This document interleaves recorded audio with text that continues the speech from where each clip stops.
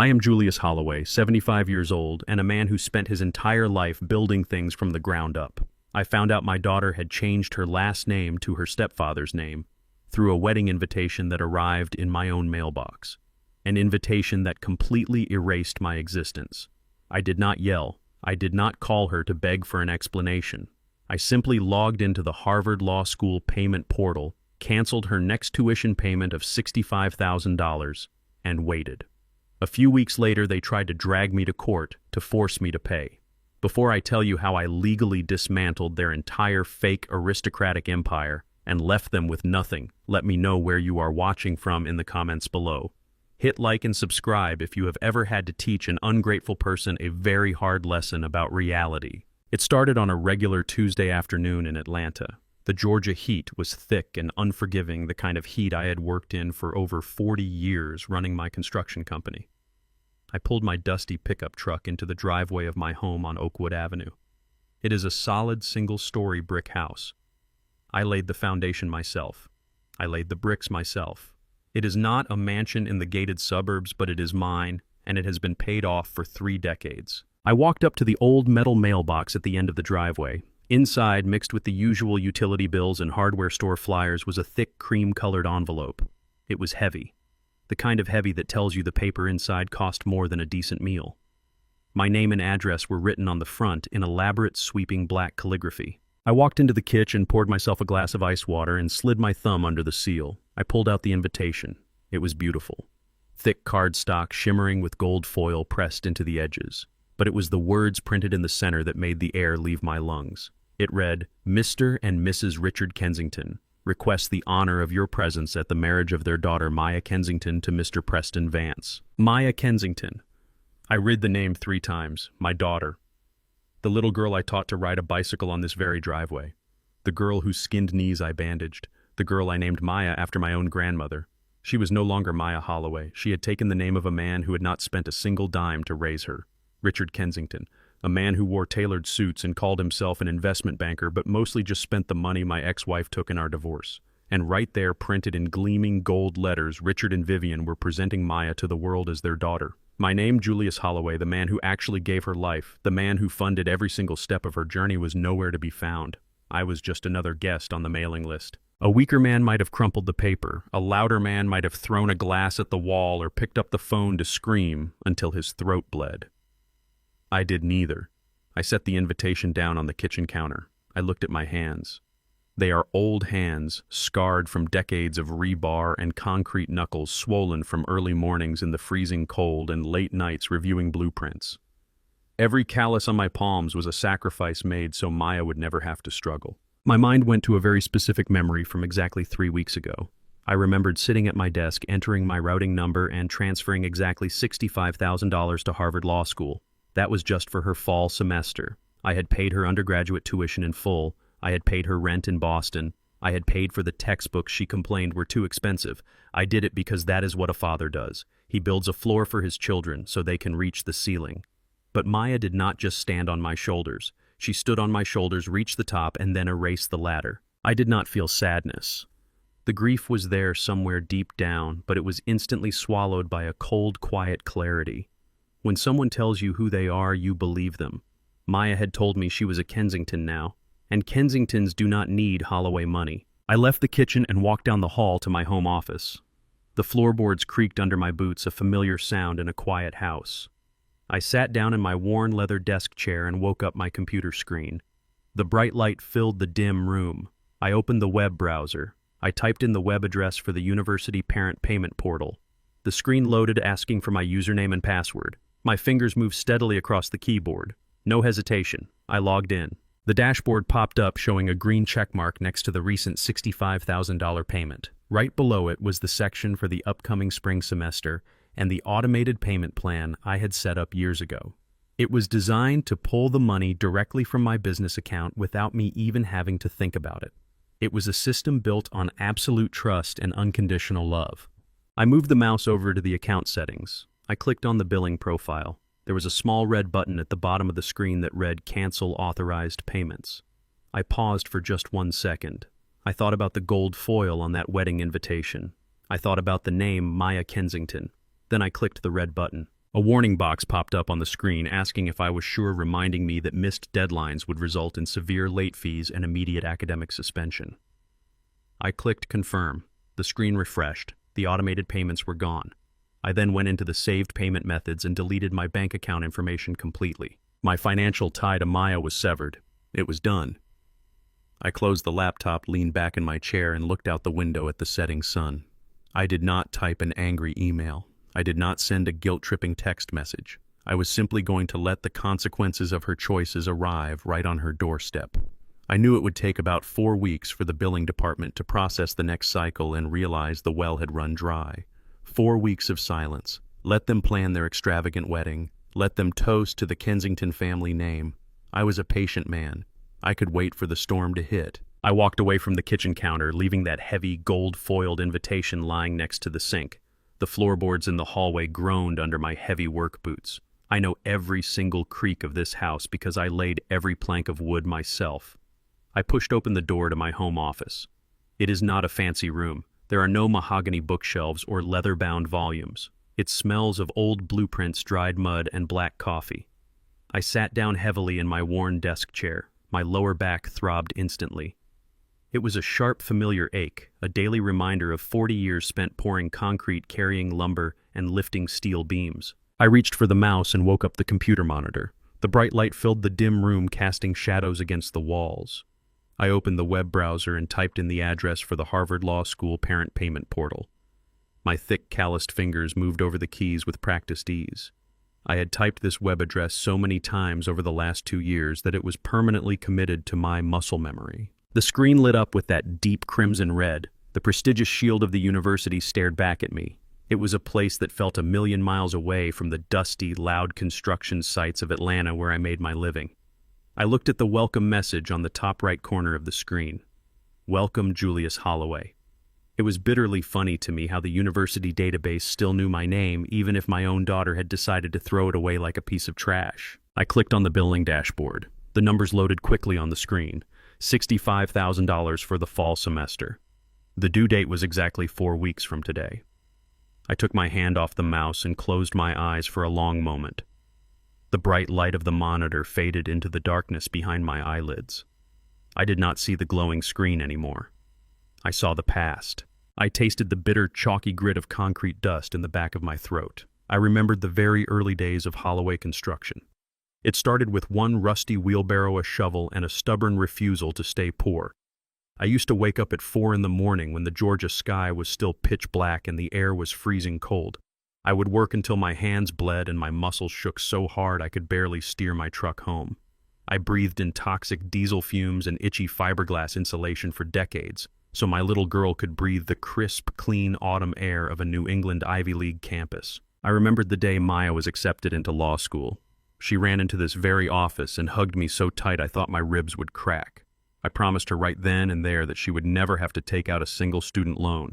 I told her I would build the foundation, and all she had to do was reach for the sky. And I kept that promise. Through economic recessions, through bad contractor disputes, through months where I ate cheap canned beans in my truck so I could send her a check for her expensive textbooks and her upscale Boston apartment. I never missed a single payment. Not once. I was the silent engine powering her entire life. I opened my eyes and looked back at the screen. The cursor was blinking steadily. She had taken that foundation I built, climbed to the very top of it, and then looked down at me with disgust. She wanted the prestige of the Kensington name. She wanted the polished, wealthy stepfather who played golf on Tuesday afternoons and drank aged scotch in exclusive country clubs. Richard Kensington never broke a sweat in his life. He never inhaled drywall dust. He never sacrificed a single hour of sleep for her. He just walked in, bought a tailored suit, and claimed the finished product. I moved the mouse. I navigated away from the main dashboard and clicked on the tab labeled Recurring Payments. The screen refreshed. There it was. My corporate platinum credit card ending in 4 digits that I knew by heart. The system was set up to automatically deduct the $65,000 on the 15th of next month. It was a machine of unconditional support running quietly in the background of her new elite life. I moved the cursor over the red button that read Cancel Authorization. For a fraction of a second, the image of my cell phone sitting on the edge of the desk caught my eye. The temptation was there. The burning urge to pick it up, dial her number, and demand an explanation. I could hear exactly how that conversation would go. She would make elegant excuses. She would say the name change was just for social appearances to please her new in-laws. She would cry fake tears and tell me I was overreacting. Or worse, she would use that condescending tone she recently developed and tell me I was embarrassing her. But I am 75 years old. I am a black man who built an empire from the dirt up in the American South. I have lived long enough to know that arguing with blatant disrespect is a losing battle. Anger is loud, but true power is completely silent. If she wanted to be Maya Kensington, she needed to understand what that actually meant in the real world. A name is not just a fancy signature on a gold-embossed wedding invitation. A name is an identity, and identities come with their own bank accounts. If Richard Kensington was her father now, then Richard Kensington could foot the bill. I did not pick up the phone. I did not type out a furious email. I took a deep, slow breath, steadying my hand on the mouse. I clicked the red button. A warning prompt popped up on the center of the screen. Are you sure you want to cancel this scheduled payment? This action cannot be undone and may result in academic suspension. I stared at the word suspension. Then I clicked confirm. The screen loaded for 2 long seconds. Then a bright green banner appeared at the top of the page. Authorization successfully canceled. But I was not done. Leaving the card on file was a risk. I clicked into the payment methods section. My credit card profile was still sitting there, saved for future manual payments. I hovered over the small trash can icon next to it. Delete payment method, yes. The profile vanished. The screen was completely wiped clean. Julius Holloway was officially erased from the Harvard Law School billing system, just like he was erased from that wedding invitation. I let go of the mouse and leaned back in my chair.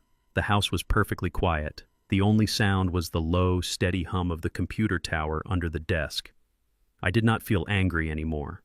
The heat in my chest had evaporated. I felt cold, calculated, and deeply calm. It was the same calm I felt before demolishing a condemned building. You step back, you check the explosives, and you wait for gravity to do its job. I knew exactly what would happen next. The university billing system would generate an invoice in 4 weeks. It would try to pull the money automatically. It would fail. An urgent automated email would be sent directly to Maya Kensington. Panic would set in. The illusion of her perfect, wealthy new life would crack right down the middle. I reached over and pressed the power button on the monitor. The screen went black and the room plunged into deep shadows. I sat in the dark for a long time, resting my calloused hands on my knees, listening to the heavy silence of the house. I did not need to chase her. I did not need to scream. The trap was set. Now all I had to do was wait for the consequences to arrive. 4 weeks passed. 28 days of absolute uninterrupted silence. I did not reach out to her, and she certainly did not reach out to me. I spent those 4 weeks doing exactly what I have done every single day for the last 40 years.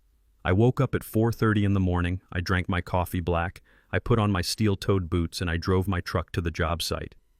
We were framing a new commercial building on the east side of Atlanta. It was hard, unforgiving work. The summer heat was brutal, beating down on our backs and baking the clay earth until it cracked. The air smelled of hot tar sawdust and diesel fuel from the excavators. This is my world. This is the world that paid for the silk dresses and the expensive manicures and the Ivy League tuition. Every time I swung a hammer or reviewed a blueprint with my foreman, I thought about the sheer distance between my reality and hers.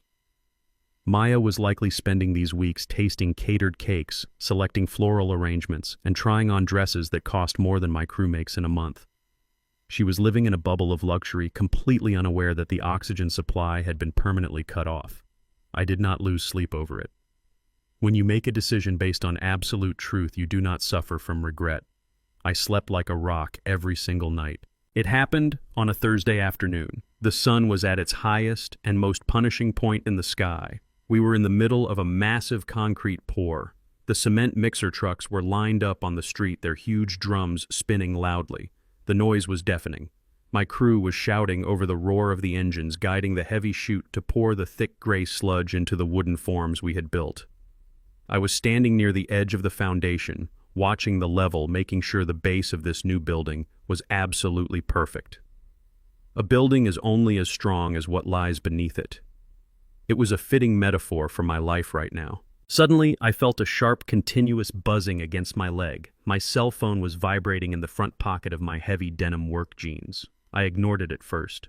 When you are pouring concrete, you do not stop for anything. Concrete waits for no man. But the buzzing stopped and then immediately started again. A double vibration, a text message, then another, then a third.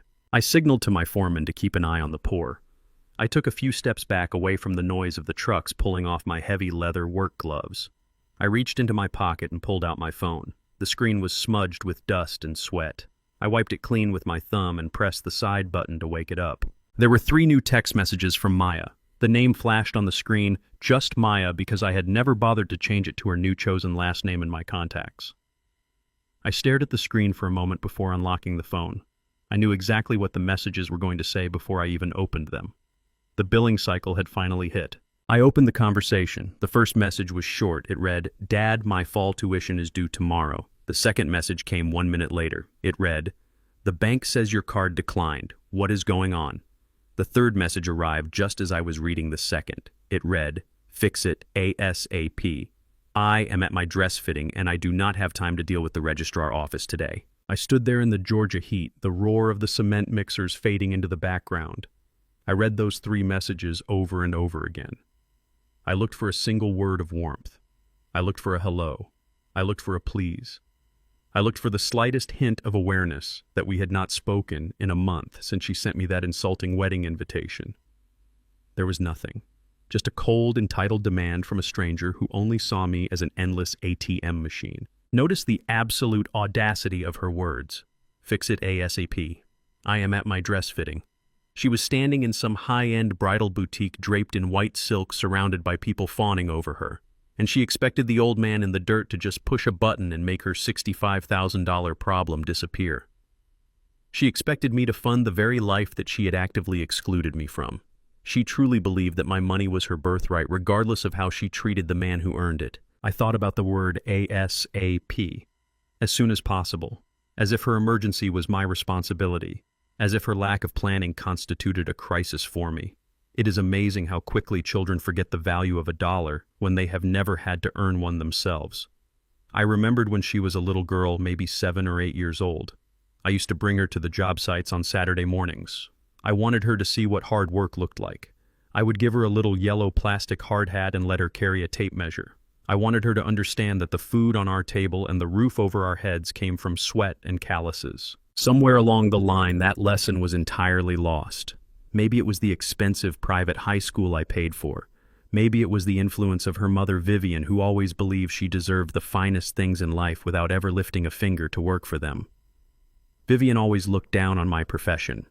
She liked the money my company brought in, but she hated the dirt on my boots. When she left me for Richard Kensington, she traded a man who built things for a man who just bought things. And Maya had followed right in her footsteps, completely seduced by the illusion of effortless wealth. Standing there with the phone in my hand, I realized that I was not just cutting off a tuition payment.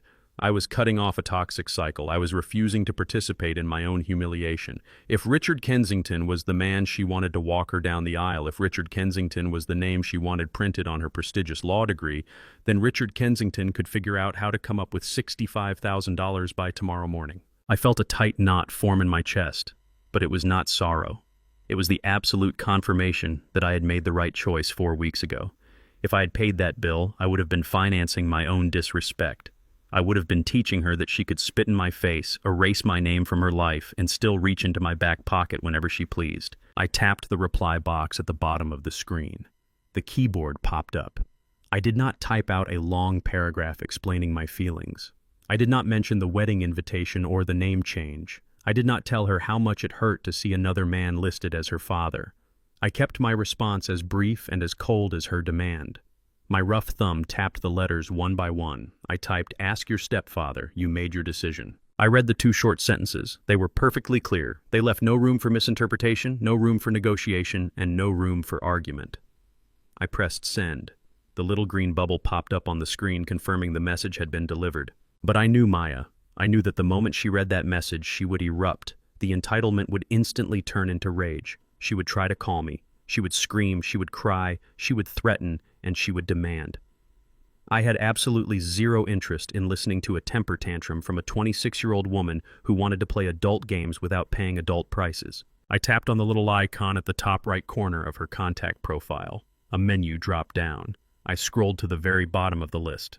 There was a red option that read, "Block this caller." I clicked it. A confirmation prompt appeared on the screen asking if I was sure I wanted to stop receiving calls and messages from this contact. I clicked confirm. Just like that, the digital door was slammed shut and locked from the inside.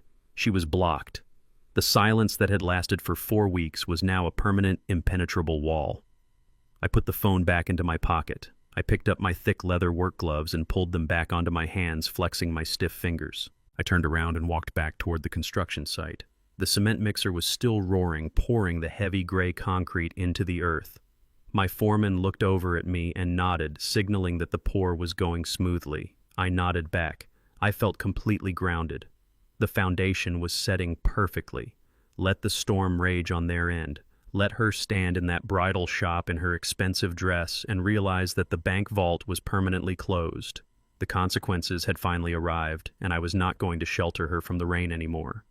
I picked up a shovel and got back to work. The sun began its slow and heavy descent over the city of Atlanta. I finished my shift at the commercial site on the east side. I watched my crew pack up the heavy machinery, the air thick with the smell of drying concrete and diesel exhaust. I climbed into the cab of my dusty pickup truck and drove the familiar route back to Oakwood Avenue. My muscles ached with that deep, familiar soreness that only comes from honest labor. It is a good kind of pain. It is the pain that tells you that you earned your place in the world today.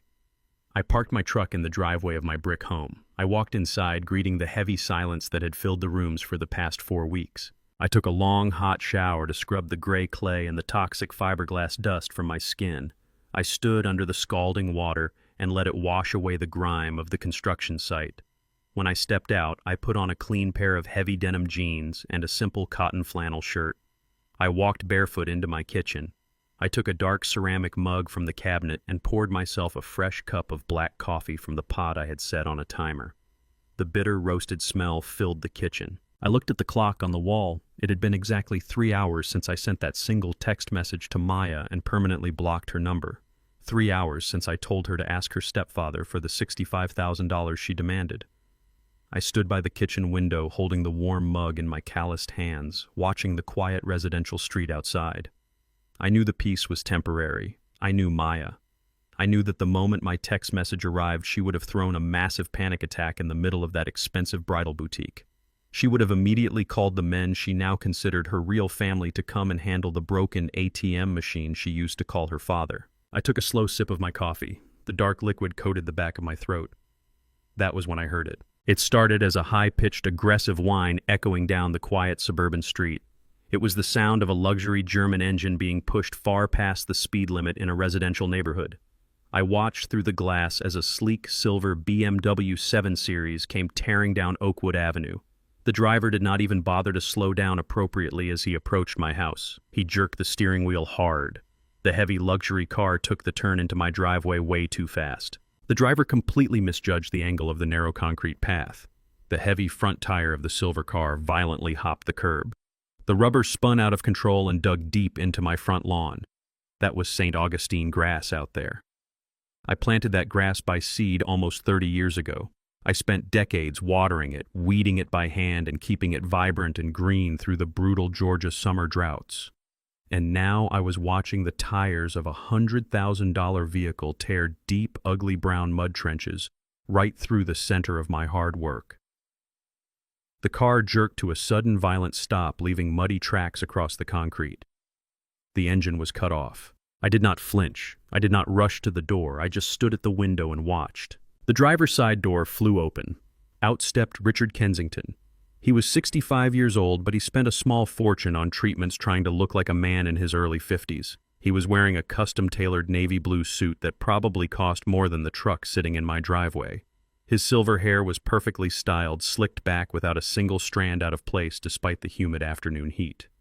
He looked exactly like the kind of man who had never changed a flat tire, never fixed a broken pipe, and never lifted anything heavier than a golf club in his entire life. He was a man with hands softer than a bank teller. He was the man my ex-wife Vivian had left me for because she preferred the illusion of wealth over the reality of hard work. The passenger door opened a second later. Out stepped Preston Vance. This was the man Maya was going to marry. He He was 28 years old, born into a family with generations of old money and even older prejudices. He was wearing a crisp pastel polo shirt and pressed khaki slacks, looking like he had just stepped off a country club veranda. He had a permanent arrogant smirk stamped on his face. It was the exact facial expression worn by entitled boys who have never once been punched in the mouth for disrespecting their elders. They did not walk up my driveway like guests paying a visit. They marched up my driveway like an invading army arriving to collect a tax. Richard was red in the face, his jaw set incredibly tight. Preston was walking slightly ahead of him, puffing out his chest, clearly trying to look physically intimidating. I watched them approach from behind the glass. They looked completely absurd and out of place on my modest porch. They belonged in glass boardrooms and expensive steakhouses, not standing on the weathered concrete steps that I had poured with my own two hands. They reached the front door. They did not look for a doorbell. They did not knock politely. Preston raised his fist and began banging aggressively on the solid oak door. The heavy thud echoed through my quiet house. It was a violent, demanding knock. It was the knock of someone who truly believes they own the building and everyone standing inside of it. I took another slow, deliberate sip of my black coffee. I let them wait. The banging started again, even louder and more frantic this time. I could hear Richard shouting through the thick wood of the door, demanding that I open up immediately. I set my shoulders. I walked out of the kitchen, taking my time as I moved down the short hallway to the front entrance. I reached out with my free hand and turned the heavy brass deadbolt. The lock clicked open with a solid metallic sound. I turned the handle and pulled the door wide open. I did not say a single word. I just stood there in the doorway, completely filling the frame. I am 75 years old, but I am still 6 feet and 2 inches tall. 40 years of hauling steel beams and pouring concrete keeps a man broad and grounded. I looked down at Preston Vance. He was at least 3 inches shorter than me, and despite his aggressive, puffed-up posture, I could tell there was absolutely no real physical weight behind his frame. He was all expensive clothes and empty confidence. For a long moment, neither of them spoke.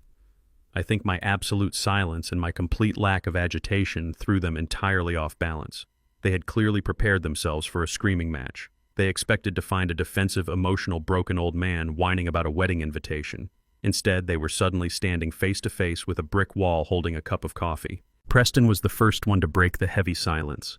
He stepped forward, intentionally invading my personal space on my own front porch, desperately trying to establish some sort of dominance over me. "Listen to me very carefully," Julius Preston said. His voice was dripping with absolute condescension. He spoke to me slowly, using the tone a frustrated teacher uses to scold a misbehaving child. "You need to stop acting like a petty, jealous old man right now. Maya is in the middle of her final dress fitting, and she is absolutely stressed out. She is in tears because the registrar office called her and said her tuition card declined. You are ruining what is supposed to be a beautiful milestone for her." I just stared down at him. I did not blink. He actually thought he had the authority to stand on my property and scold me. He continued talking, waving his manicured hand in my face dismissively. "I do not care what kind of little temper tantrum you are throwing about the wedding invitations," Preston sneered. "That is between you and your own personal insecurities. My family does not deal with the embarrassment of declined credit cards. You are going to go back inside your house right now, you are going to log into that university portal, and you are going to write the check for her tuition. We are not going to let your pathetic financial games jeopardize her legal education or the reputation of our wedding. So do the right thing, Julius, and stop embarrassing yourself." I listened to his words very carefully. I processed every single insult. Petty, temper tantrum, embarrassing yourself, pathetic. This 28-year-old boy who lived entirely off a massive trust fund that his grandfather had built was standing on my porch demanding the money that I bled for. He was demanding that I pay for the elite education of a woman who had just legally thrown my family name in the garbage. And he was doing it with the absolute blind conviction that I somehow owed it to them. He did not view me as a father. He did not view me as a man. He viewed me as a defective piece of financial machinery that simply needed to be kicked back into working order so they could continue funding their lavish lifestyle. I looked at Preston. Then I looked past him at Richard Kensington. Richard was standing a few feet back, his arms crossed over his expensive suit, looking incredibly smug. He was letting the young, arrogant boy do the dirty work of putting the poor black laborer back in his place. Then I looked past both of them, staring down at the deep, muddy tracks their luxury car had just aggressively carved into my pristine front lawn. I felt something bubbling up from deep inside my chest. It was not anger. I was far past the point of anger. It was not insult or sorrow. It was an overwhelming, powerful sense of dark, bitter amusement. The sheer audacity of these two men was so massive that it crossed the line into pure comedy. I started to laugh. It started as a low, deep rumble in the back of my throat. Then it grew. It pushed past my lips and turned into a loud, genuine, booming laugh that echoed loudly off the brick walls of my porch and rang out into the quiet suburban street. I stood there in my doorway holding my coffee, and I laughed right in Preston Vance's face. My laughter caught them completely off guard. Preston stepped back, his arrogant smirk melting into a look of genuine confusion. He looked at Richard silently, asking the older man what to do next. That is the thing about boys who rely on their father's money. When intimidation fails, they have absolutely no backup plan. They do not know how to fight a battle they cannot buy their way out of. Richard, however, did not step back. My laughter was the spark that ignited the gasoline. The mask of the calm, wealthy investment banker completely disintegrated right in front of my eyes.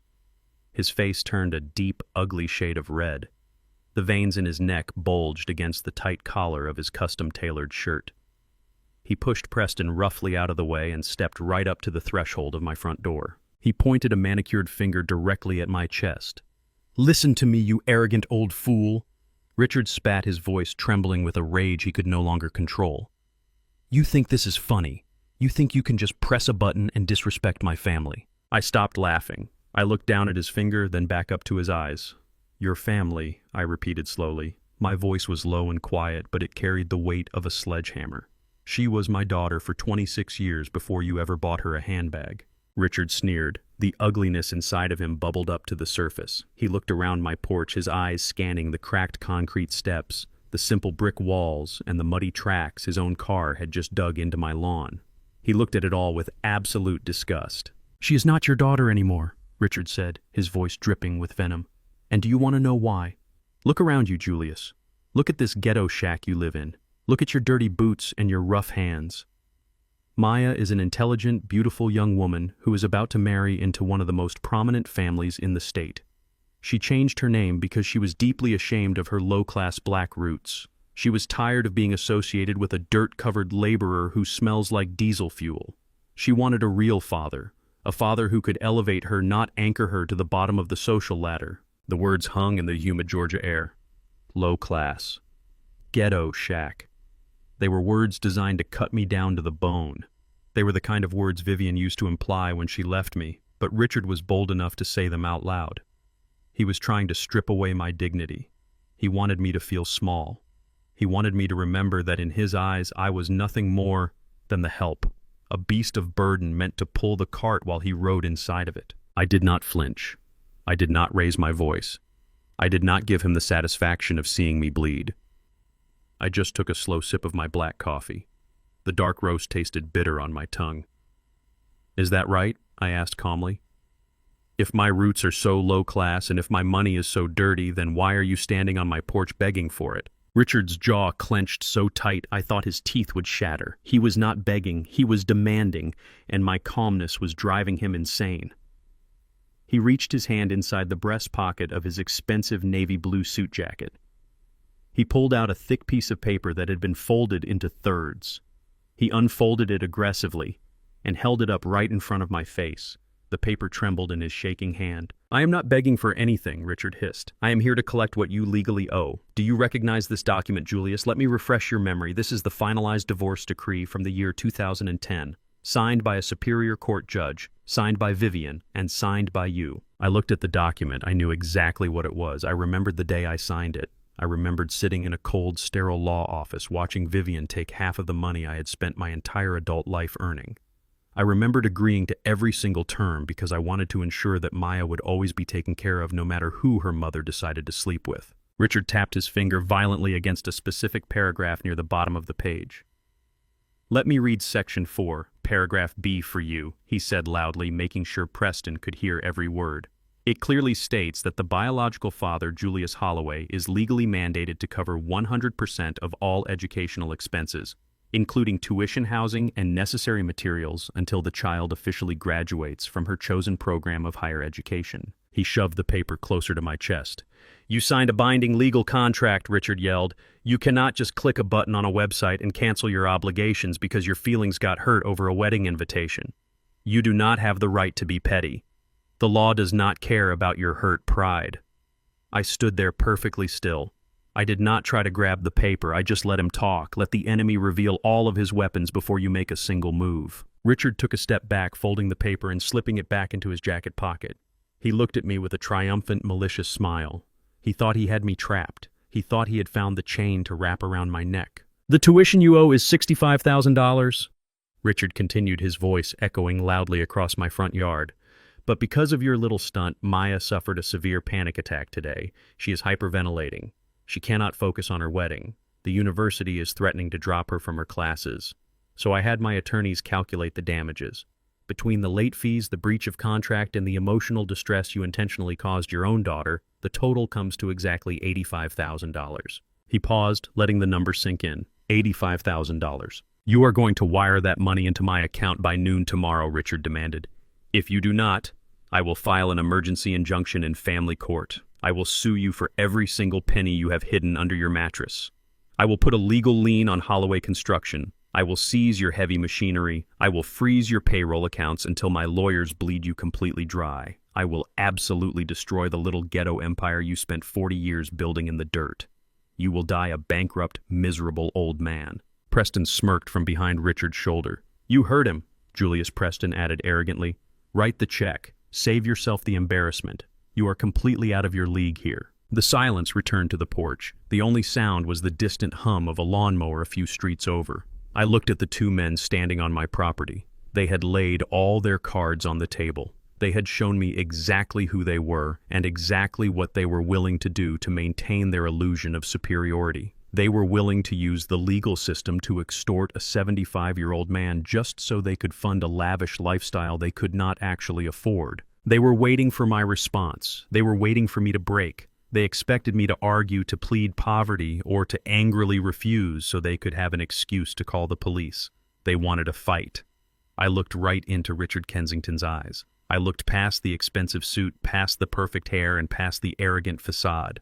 I saw a desperate, hollow man. I did not raise my voice. I did not blink. I simply said, "Get off my property." Richard opened his mouth to speak, to launch another threat, but I did not give him the chance. I took a half step back into my hallway. I grabbed the heavy brass handle of my solid oak front door.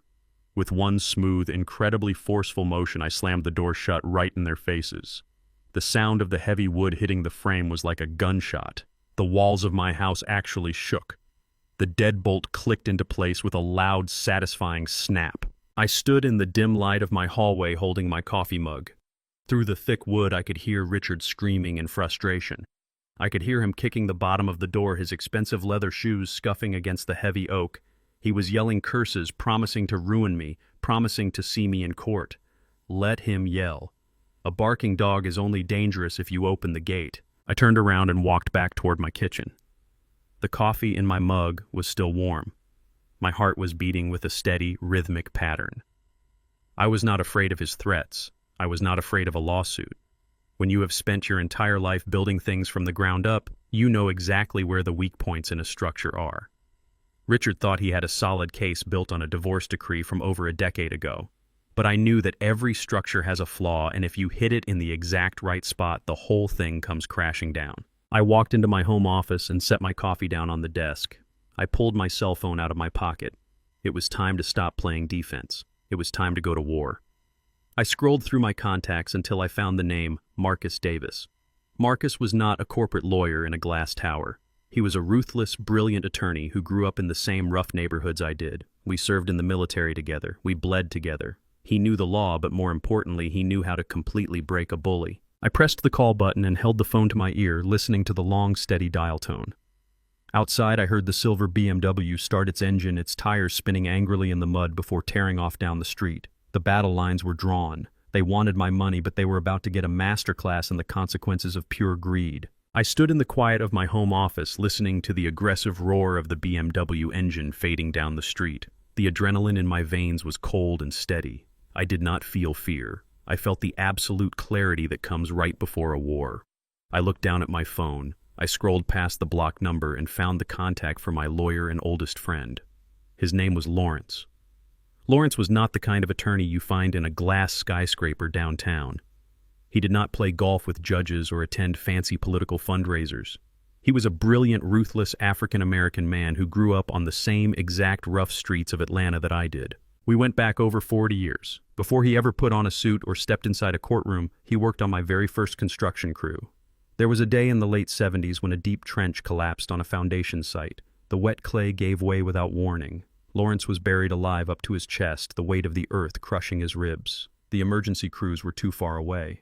I jumped into that hole and dug Lawrence out with my bare hands, tearing my fingernails down to the skin, while the earth was trying to swallow him whole. I pulled him out just before the rest of the wall collapsed. He told me that day he owed me his life. He took his wages, went to night school, passed the bar examination, and became the most terrifying defense attorney in the state of Georgia. I pressed the call button. He answered on the second ring. "I need to see you right now," I said into the phone. "It is about Maya and her mother." Lawrence did not ask a single question. He simply told me to meet him at our usual spot in 30 minutes. I grabbed my truck keys and locked the front door. I drove through the streets of Atlanta as the evening fell. I looked at the commercial buildings and the office parks passing by my window. I had poured the concrete for half of those structures. I knew the bones of this city because I helped build them. I drove to a 24-hour diner on the south side. It was a place that smelled of old grease, strong black coffee, and bleach. The neon sign outside buzzed loudly in the humid night air. There were no wealthy investment bankers or entitled trust fund kids here, just truck drivers, night shift nurses, and people who knew what it meant to work for a living. I slid into a cracked vinyl booth in the back corner. The waitress poured me a cup of coffee without me even having to ask. A few minutes later, the diner door chimed. Lawrence walked in. He was 70 years old, but he moved with the sharp energy of a man much younger. He wore a crisp gray suit, but his eyes were still the eyes of a street fighter. He slid into the booth across from me. He took one look at my face and knew exactly what kind of situation we were dealing with. "Tell me everything from the beginning," Lawrence said quietly. I did not leave out a single detail. I told him about the gold-embossed wedding invitation that erased my name. I told him about the sudden realization of my own foolishness. I told him about logging into the university portal and canceling the $65,000 tuition payment. Then I reached into my jacket pocket. I had gone to my filing cabinet before leaving the house and pulled out my own copy of the legal document Richard had shoved in my face. I slid the thick stack of papers across the sticky diner table. "Richard Kensington and Preston Vance just showed up at my front door an hour ago," I explained. "Richard threatened to sue me for $85,000. He demanded that I wire the money by noon tomorrow. He says I am in breach of this agreement." Lawrence picked up the document. It was the finalized divorce decree from the year 2010. I sat there drinking my bitter coffee while Lawrence read through the pages. Watching him read brought back a wave of dark memories. I remembered the year that document was signed. It was the year my ex-wife Vivian finally decided that my calloused hands and long work hours were no longer good enough for her. Vivian always had a taste for luxury that my honest labor could not satisfy quickly enough. When I was out in the sun building my company from nothing, she was attending high society charity galas trying to rub elbows with the Atlanta elite. That was where she met Richard Kensington. Richard played the part of the wealthy investor flawlessly. He wore custom Italian shoes, leased luxury sports cars, and talked a big game about offshore accounts and massive stock portfolios. He convinced Vivian that she was living beneath her true potential by staying married to a blue-collar contractor who came home smelling like diesel fuel. When the divorce happened, Vivian did not just walk away peacefully. She took a massive piece of the empire I had built. She demanded half of the liquid assets from Holloway Construction. She took the money I bled for and used it to fund her new glamorous life with Richard. I agreed to the brutal terms for one reason only. I wanted to make absolutely sure that Maya would never become collateral damage in our war. I agreed to bear the entire financial weight of Maya's education and housing, believing that I was protecting my daughter. Now, 16 years later, Richard was trying to use my own protective instincts as a weapon to extort me. Lawrence finished reading the decree. He set the papers down on the table and tapped his index finger against the wood. His face was completely unreadable. He quoted Section 4, Paragraph B on my front porch, I told Lawrence. He says I am legally mandated to pay for her law school until she graduates. He threatened to file an emergency injunction in family court. He threatened to freeze my payroll accounts and put a lien on my heavy machinery to destroy my business. Lawrence leaned back in the vinyl booth. A slow, dark smile spread across his face. It was the kind of smile a wolf gets right before it spots a wounded deer alone in the woods. "Richard Kensington is an absolute fool," Lawrence said. His voice was low and perfectly calm. "He is a man who relies on aggressive intimidation because he does not actually understand the law. He thinks because he has a piece of paper from 16 years ago he holds all the power. He thinks he can just snap his fingers and freeze your bank accounts by noon tomorrow. That is not how the civil justice system works. You cannot just freeze a corporate payroll without a massive evidentiary hearing. It takes months. He is trying to scare you into writing a check out of pure panic." I nodded. "What else are you thinking?" I asked him. Lawrence leaned forward, resting his forearms on the table. He lowered his voice. "I am thinking that people who actually have $85,000 in the bank do not show up at another man's house screaming for it. Real wealthy investors do not throw temper tantrums on front porches over a single declined credit card. Think about it, Julius. If Richard is the millionaire he claims to be, why is he panicking over law school tuition? Why is he dragging his future son-in-law to your house to threaten you? Richard is desperate. He is bleeding money and you just shut off his main supply." I thought about what Lawrence was saying. It made perfect sense. The pieces were starting to fit together. If Richard was truly as rich as he claimed to be, paying for Maya's tuition would have been a minor inconvenience to keep up his aristocratic image. Instead, it was an absolute emergency. The facade was cracking. "I want to hire you," I said. "I want you to represent me when he files this lawsuit. I know he is going to file it. He has too much pride to back down now. Let me know what your retainer fee is, and I will write the check right here at this table." Lawrence looked at me. His expression turned deadly serious. He reached across the table and pushed the divorce decree back toward me. "Put your checkbook away right now," Lawrence said. "I am not taking a single dime from you for this case. Over 40 years ago, you pulled me out of the dirt when my lungs were filling with clay. You gave me a second chance to breathe. This is not just another case to me. This is personal." He picked up his coffee cup, took a sip, and looked me dead in the eye. "Richard Kensington thinks he can walk onto your property, insult your livelihood, and use the legal system to steal the money you worked your entire life to earn," Lawrence continued.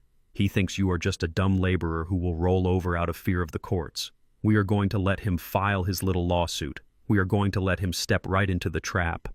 Lawrence paused, his eyes turning cold and absolutely ruthless. "But hear me clearly, Julius," he said.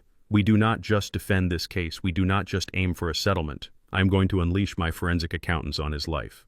We are going to dig into every single financial record, every bank account, every tax return, and every hidden secret Richard Kensington has ever buried. When we are finished with him, he will not have a pot to piss in. We do not just defend this, we destroy them." I looked at my oldest friend. I felt a deep sense of peace settle over my shoulders. The fear was entirely gone. The trap was set, the war council was assembled, and the enemy was walking blindly into the dark. I nodded my head once. "Let us go to work," I said. The morning sun was already burning the back of my neck by 8 o'clock. We were framing the second floor of a new commercial structure just off the highway. The air was thick with humidity, smelling of hot tar, fresh sawdust, and the heavy exhaust of diesel engines. This was my sanctuary. Out here in the dirt and the noise, the world made absolute sense. Every steel beam had a purpose. Every concrete pour had a foundation. You put in the hard labor and a building rises. It is an honest transaction. But I was about to be reminded that the world outside of my construction site operates on a very different, very corrupt set of rules. I was standing near the center of the site, reviewing a set of massive architectural blueprints spread across the hood of my pickup truck. My foreman, a broad-shouldered man named David, who had worked for me for 20 years, was standing right beside me. We had a crew of 30 men working the site that day. Hammers were swinging, drills were whining, and the heavy crane was moving pallets of cinder blocks through the sky. I was in my element, surrounded by the men who respected me, the men who knew exactly what kind of man Julius Holloway was. That was when I noticed a vehicle pull into the active loading zone. It was not a supply truck. It was not an inspector vehicle. It was a cheap, faded gray sedan that did not belong on a commercial job site. A man stepped out of the driver's seat. He was wearing a wrinkled beige suit and a cheap tie. He looked nervous, clutching a thick manila envelope tightly against his chest. He was looking around at the massive heavy machinery and the rough men working the site, clearly feeling completely out of place. I watched him approach. I knew exactly what he was before he even opened his mouth. Richard Kensington was a coward, but he was a vindictive coward. He did not send this man to my quiet brick home in the evening. He intentionally sent him here in the broad daylight, right to the center of my business. He wanted this to happen in front of my employees. He wanted to humiliate me. He wanted my foreman and my crew to watch their boss get publicly handed a lawsuit. It was a cheap psychological tactic designed to make me feel small in the one place where I was the undisputed king. The man in the wrinkled suit walked up to my truck. He looked from David to me, his eyes darting nervously. "Are you Julius Holloway?" the man asked.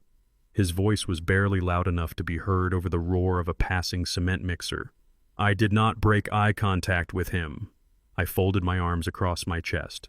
"I am Julius Holloway," I replied, my voice deep and perfectly steady. The man quickly shoved the thick manila envelope into my hands as if it were a burning piece of coal. He took 2 fast steps backward. "You have been served," he practically whispered, and then he turned around and almost sprinted back to his faded sedan.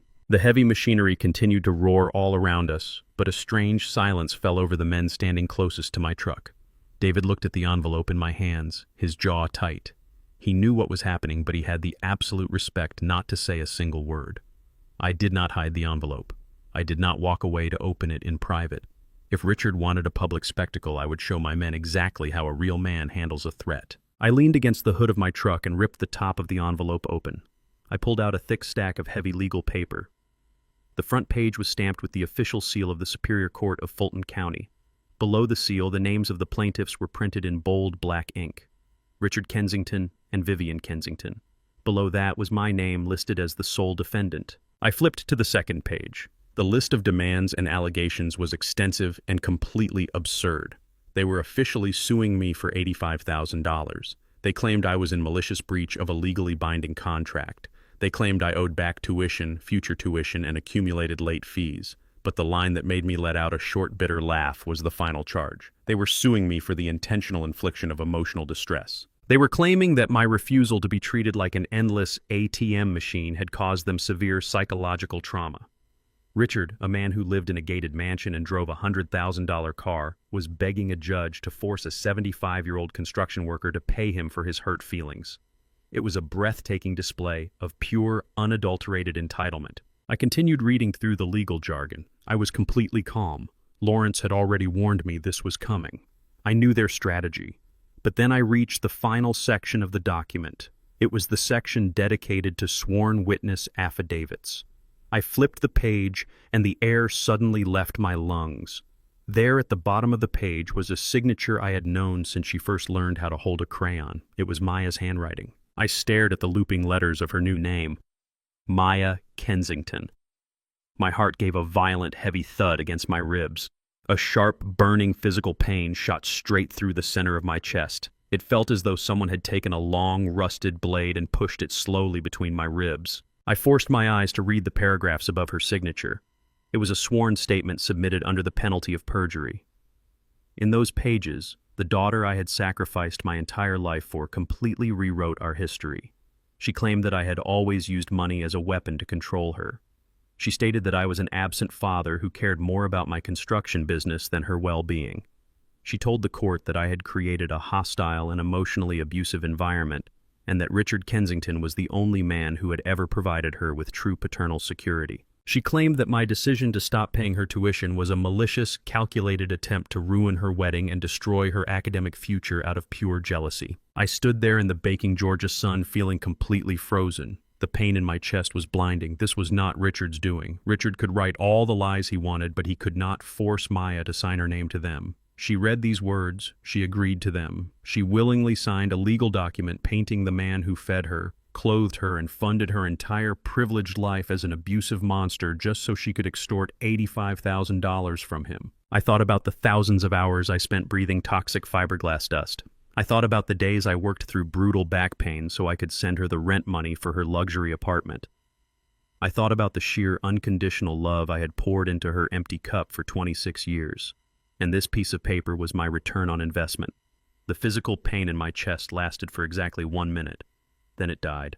It did not fade away slowly. It was instantly incinerated by a wave of cold, absolute, indestructible anger. The grief was gone. The father who loved Maya Holloway died standing next to that pickup truck. The man who remained was Julius Holloway, the veteran, the builder, the survivor. Maya was gone. The girl I raised was completely gone, replaced by a greedy, ruthless stranger who wore her mother's face and carried her stepfather's arrogance. And you do not show mercy to strangers who try to destroy your life. I carefully folded the thick stack of legal papers. I slid them back into the manila envelope. I looked up at my foreman. David was watching me closely, waiting for a command. "Get the men back to work on the north wall," I told David. My voice was completely flat, devoid of any emotion. "We need that concrete poured before noon. I'm going to make a phone call." David nodded sharply. "You got it, boss," he said, turning around to bark orders at the crew. The heavy machinery roared back to life, drowning out the silence. I opened the heavy door of my truck and climbed up into the cab. I closed the door, sealing myself inside the quiet, air-conditioned space. I did not sit there and cry. I did not stare at the steering wheel and wonder where I went wrong. I reached into my pocket and pulled out my cell phone. I scrolled through the contacts and pressed the button to call Lawrence. He answered immediately, as if he had been sitting by the phone waiting for this exact moment. "They did it," I said, staring out the windshield at the massive steel frame of the building my men were putting together. "I assume they served you at the job site to put on a show," Lawrence replied, his voice calm and knowing. "Right in front of my crew," I confirmed. "They are asking for $85,000, emotional distress, breach of contract." There was a brief pause on the line. "Are there sworn affidavits attached to the complaint?" Lawrence asked. "Yes," I said. My voice dropped an octave, turning into hard gravel. "My ex-wife, Richard, and Maya. She signed a statement calling me an abusive, neglectful father who uses money to ruin her life. She signed her name to it, Lawrence." I heard Lawrence exhale slowly through his nose. The silence stretched for a moment. He understood exactly what that meant. He understood that the final bridge had just been burned to the ground. "Julius," Lawrence said softly, "are you ready to take the gloves off? Because once I start pulling the threads on Richard Kensington's life, there is no going back. We are not just going to win this case. We are going to expose every single lie they have ever told. It will be incredibly ugly. Are you prepared for that?" I looked down at my hands. I looked at the thick calluses, the deep scars, the permanent dirt embedded in the creases of my skin. I had spent my entire life building things. But sometimes before you can build something new, you have to operate the wrecking ball. You have to swing the heavy iron and shatter the rotten structure completely down to its foundations. I brought the phone back to my ear. "Own." "Dig into Richard," I commanded. My voice was as cold and hard as the steel beams outside my window. "Dig into everything. Check his taxes, check his bank records, check his credit history. Leave absolutely no stone unturned. I want to know how he pays for his suits. I want to know how he pays for his cars. And I want to know exactly how much debt he is hiding behind that fake smile. Destroy his entire world, Lawrence." "Consider it done," Lawrence said. "The hunt begins today. Bring the papers to my office tonight." I ended the call and tossed the phone onto the passenger seat. I picked up my hard hat, opened the door of my truck, and stepped back out into the blazing Georgia heat. The war had officially begun, and I was going to bury them all. I drove straight from the dusty construction site to the downtown financial district of Atlanta. The sun had already dipped below the horizon by the time I parked my heavy pickup truck outside the towering glass and steel building where Lawrence kept his offices. It was a place designed entirely to make ordinary people feel small and intimidated. The lobby was lined with imported Italian marble and polished brass fixtures. Men in tailored suits and women in designer shoes walked quickly past me, averting their eyes from my heavy work boots and my faded denim jeans. They looked at me as if I did not belong there, but they did not know that my company had poured the very concrete foundation for the skyscraper right next door. I knew exactly what was underneath all that polished marble. It was just dirt and steel. I walked into the silent elevator holding the thick manila envelope containing the lawsuit and pressed the button for the 35th floor. Lawrence was waiting for me in his expansive corner office. The room was mostly dark, lit only by the glowing city skyline outside the massive floor-to-ceiling windows and a small brass desk lamp illuminating the open files spread across his desk. He did not wear his expensive suit jacket. His sleeves were rolled up to the elbows, revealing the faint scars on his forearms from our days working the heavy machinery together. There was another man in the room sitting quietly on the dark leather sofa. He was much younger, wearing wire-rimmed glasses and holding a sleek silver laptop on his knees. "Julius," Lawrence said as I walked into the room. He pointed to the young man. "This is David. He is the best forensic accountant in the entire state of Georgia. If someone is hiding a single dollar in an offshore account, burying it under a mattress, or washing it through a fake business, David is the man who finds it." I nodded respectfully to the young man. I walked over and set the manila envelope down on the heavy wooden desk with a loud thud. "The lawsuit has officially arrived," I said, my voice completely flat. "They are demanding $85,000 for breach of contract and intentional infliction of emotional distress." And Maya signed a sworn affidavit claiming I am an abusive father who ruined her life with my financial control. Lawrence did not look surprised or alarmed. He simply reached out and placed his large hand flat over the envelope. He looked over at David. The young accountant opened his laptop. The blue glow of the screen reflected sharply in his glasses. "We have already started digging into the life of Richard Kensington," Lawrence said, his voice dropping into a low, dangerous register. "When you go to war against a man who relies on intimidation, you do not just swing your fists blindly. You find the weakest point in his armor, and you drive the blade right through it. Richard has spent the last 16 years parading around this city as a high-rolling investment banker. Vivian left you because she wanted that elite high-society lifestyle. So I asked David to take a very close microscopic look at the Kensington financial empire." David hit a few keys on his laptop keyboard. The heavy laser printer in the corner of the office hummed to life, spitting out a thick stack of warm papers.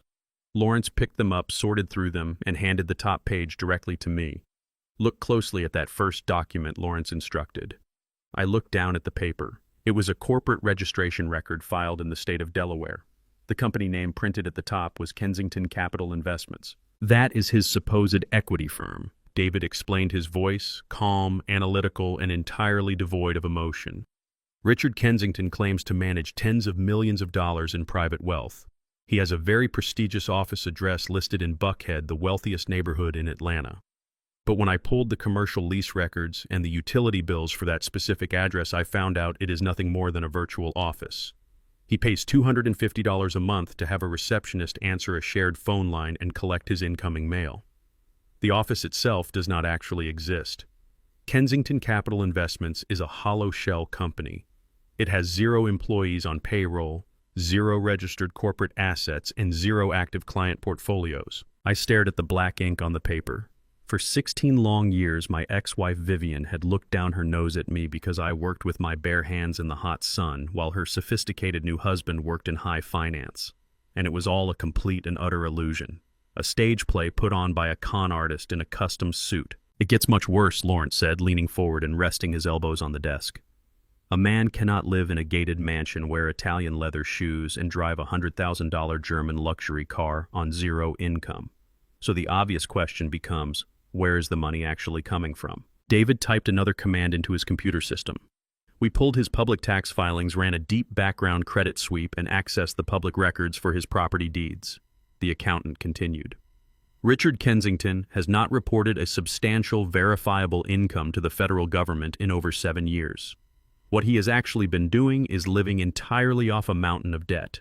He takes out massive personal loans from high-interest secondary lenders. He then uses the cash from one new loan to pay off the minimum monthly balance on another older loan. It is a classic, textbook financial house of cards. But here is the most interesting part of the puzzle. 6 months ago, the banks finally realized what he was doing, and they cut him off completely. His personal credit is maxed out beyond repair. He could not even get approved for a basic store credit card right now if he tried." I stood there in the quiet office, slowly processing the magnitude of the information.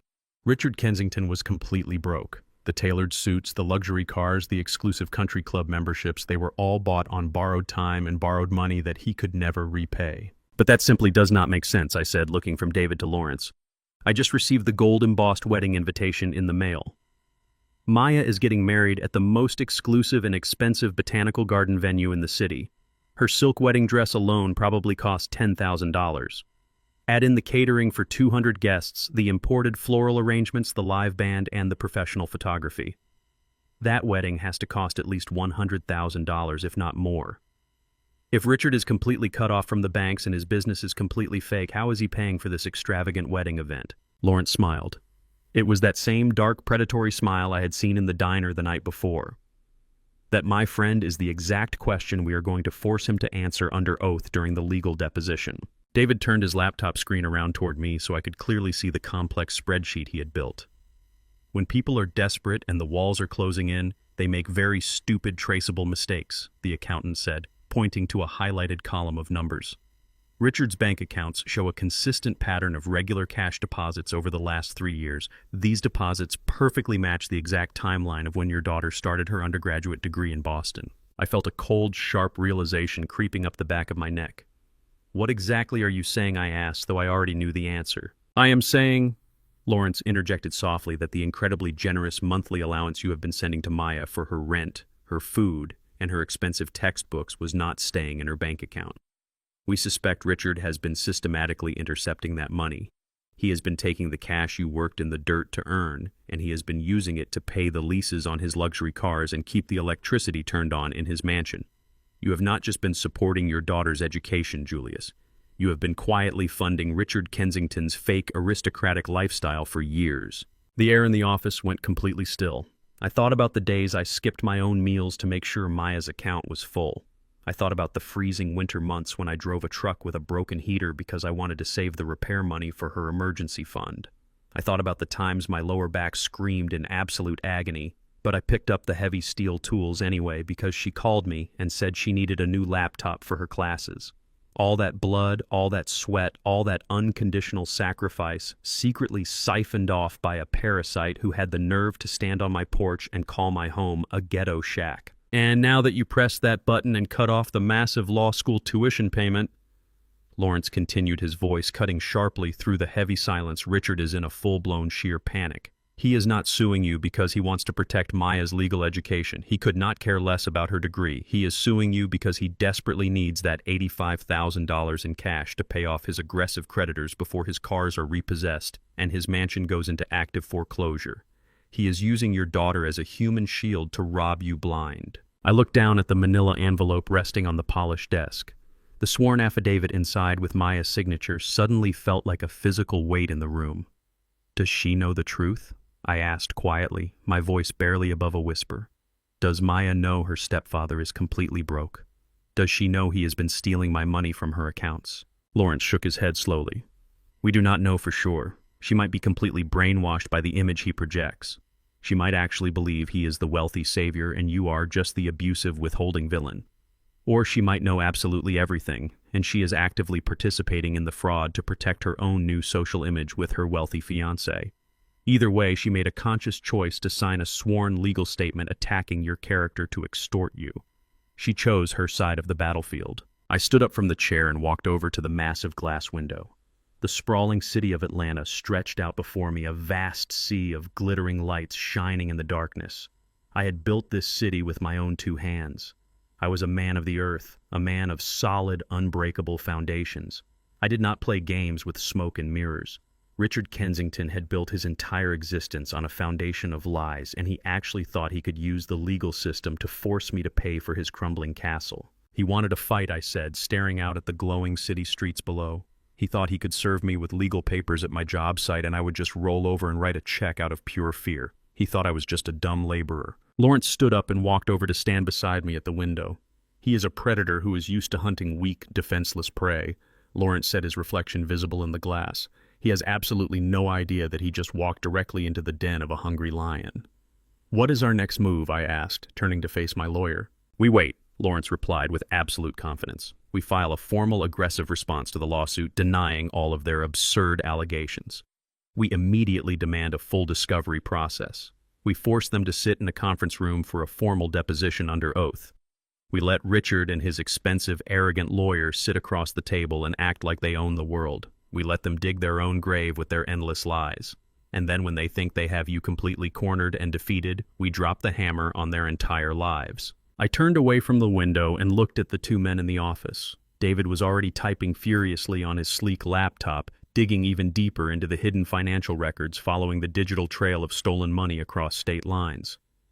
Lawrence was standing tall, his eyes burning with the fierce anticipation of the brutal courtroom battle to come. "I want everything," I told Lawrence, my voice echoing in the quiet room. "I do not just want to win this simple lawsuit. I want to expose his fake shell company to the federal authorities. I want his desperate creditors to know exactly where he is hiding.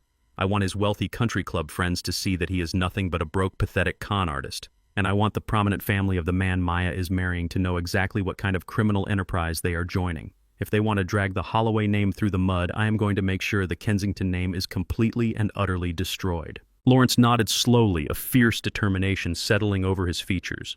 We are going to take everything from him, Julius.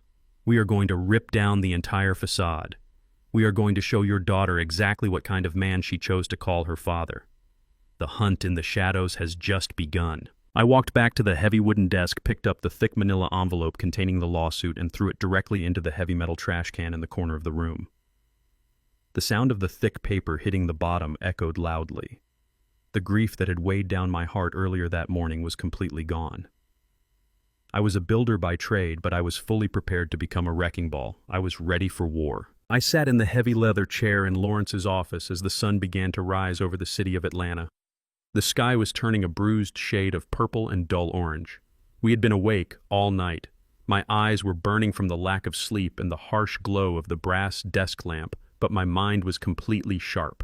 The large mahogany desk was completely covered in stacks of financial records, bank statements, and tax returns. The young forensic accountant David was rubbing his tired eyes behind his wire-rimmed glasses.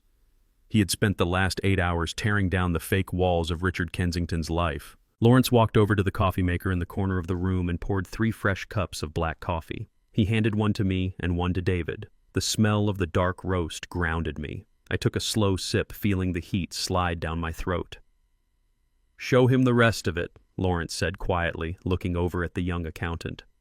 "Show Julius exactly what kind of man is sleeping in the same house as his daughter." David set his coffee mug down and picked up a thick stack of papers stapled together at the corner. He slid the packet across the polished wood of the desk until it rested right in front of me.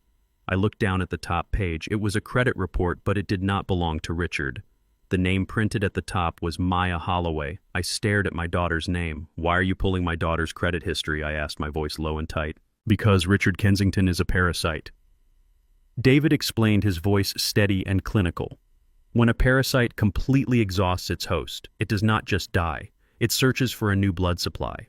As we discovered last night, Richard is completely bankrupt. He has no assets, no real income, and his personal credit score is effectively ruined. No legitimate bank in the country would lend him a single dollar. But 6 months ago, Richard desperately needed cash to maintain his country club memberships, his luxury car leases, and the mortgage on that massive gated mansion."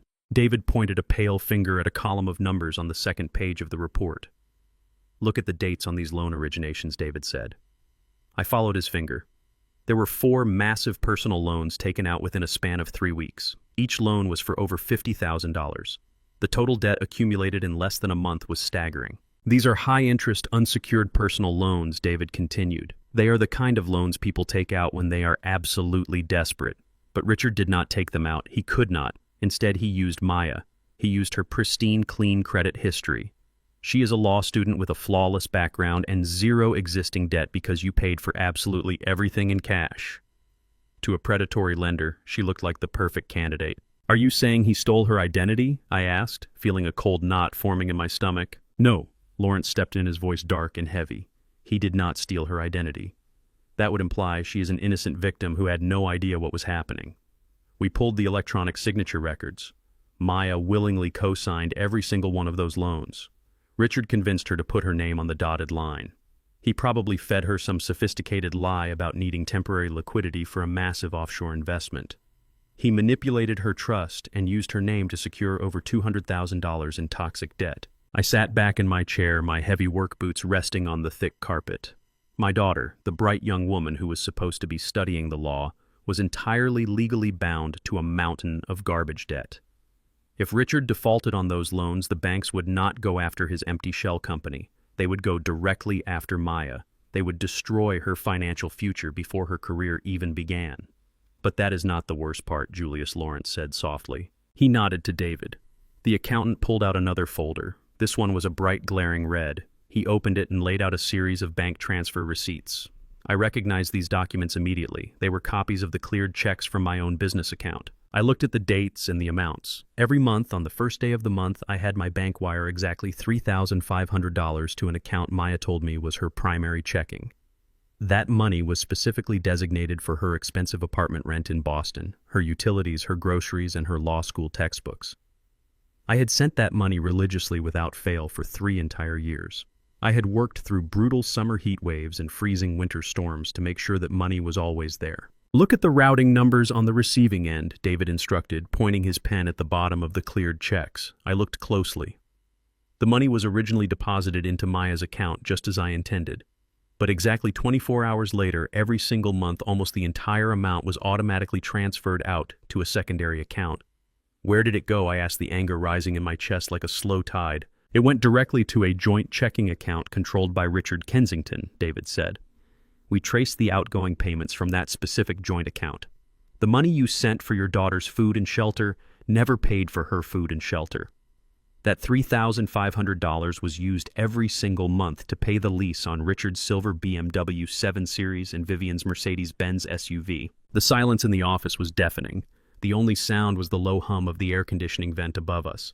I stared at the numbers on the paper until they blurred together. Richard did not just steal from me. He took the sweat from my brow, the aches in my back, and the calluses on my hands, and he turned them into leather seats and luxury rims for his own arrogant ego. And Vivian, my ex-wife, allowed it to happen.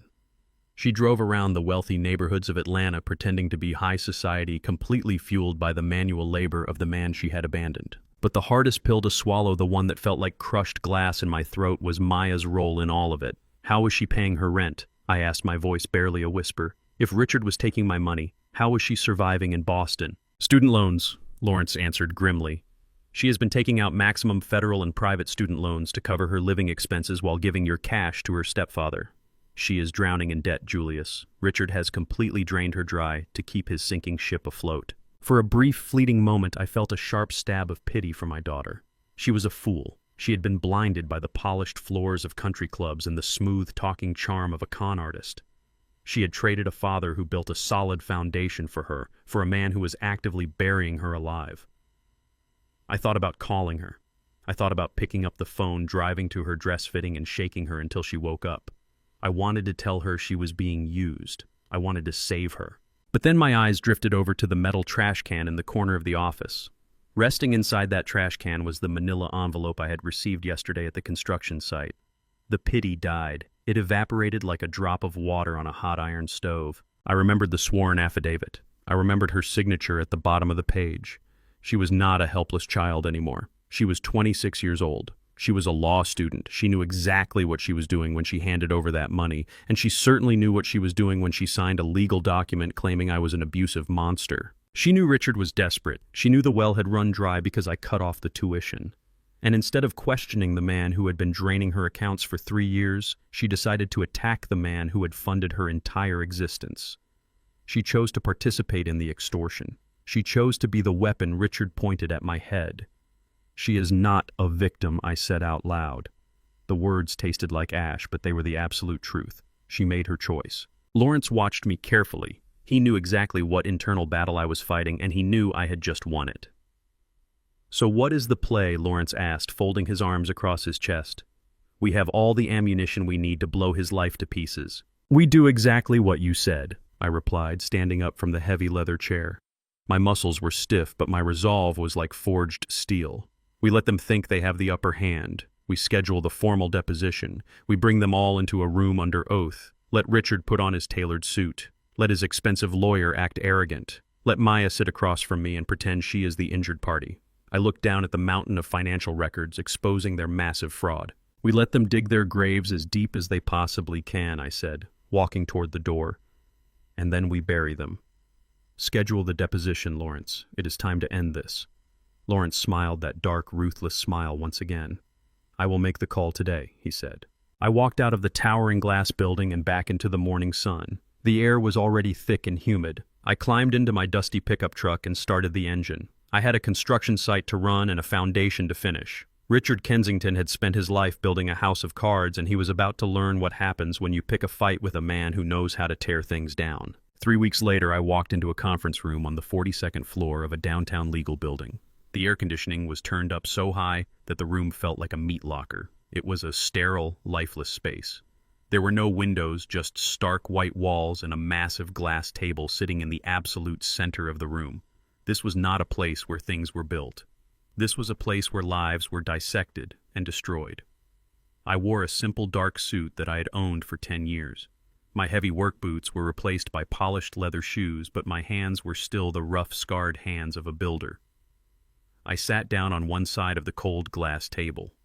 Lawrence took the seat right next to me. He placed his slim leather briefcase on the table and folded his hands. He did not open the briefcase. He did not need to.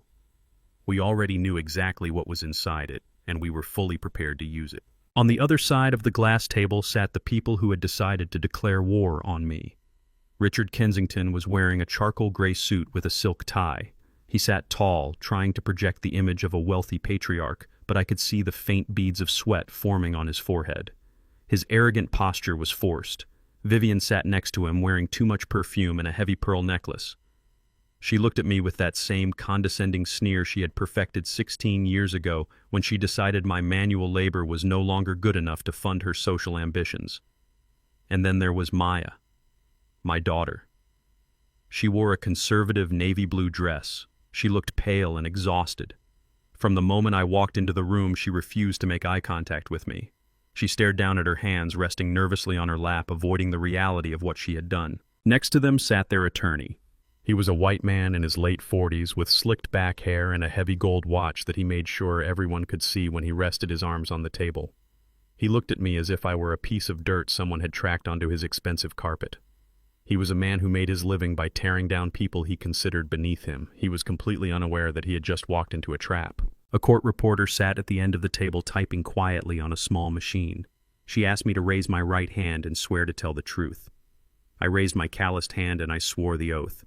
The opposing lawyer leaned forward, resting his forearms on the glass. He introduced himself as Arthur Sterling, senior partner at the firm. He spoke with a smooth, practiced voice that dripped with absolute arrogance. He wanted to establish dominance immediately.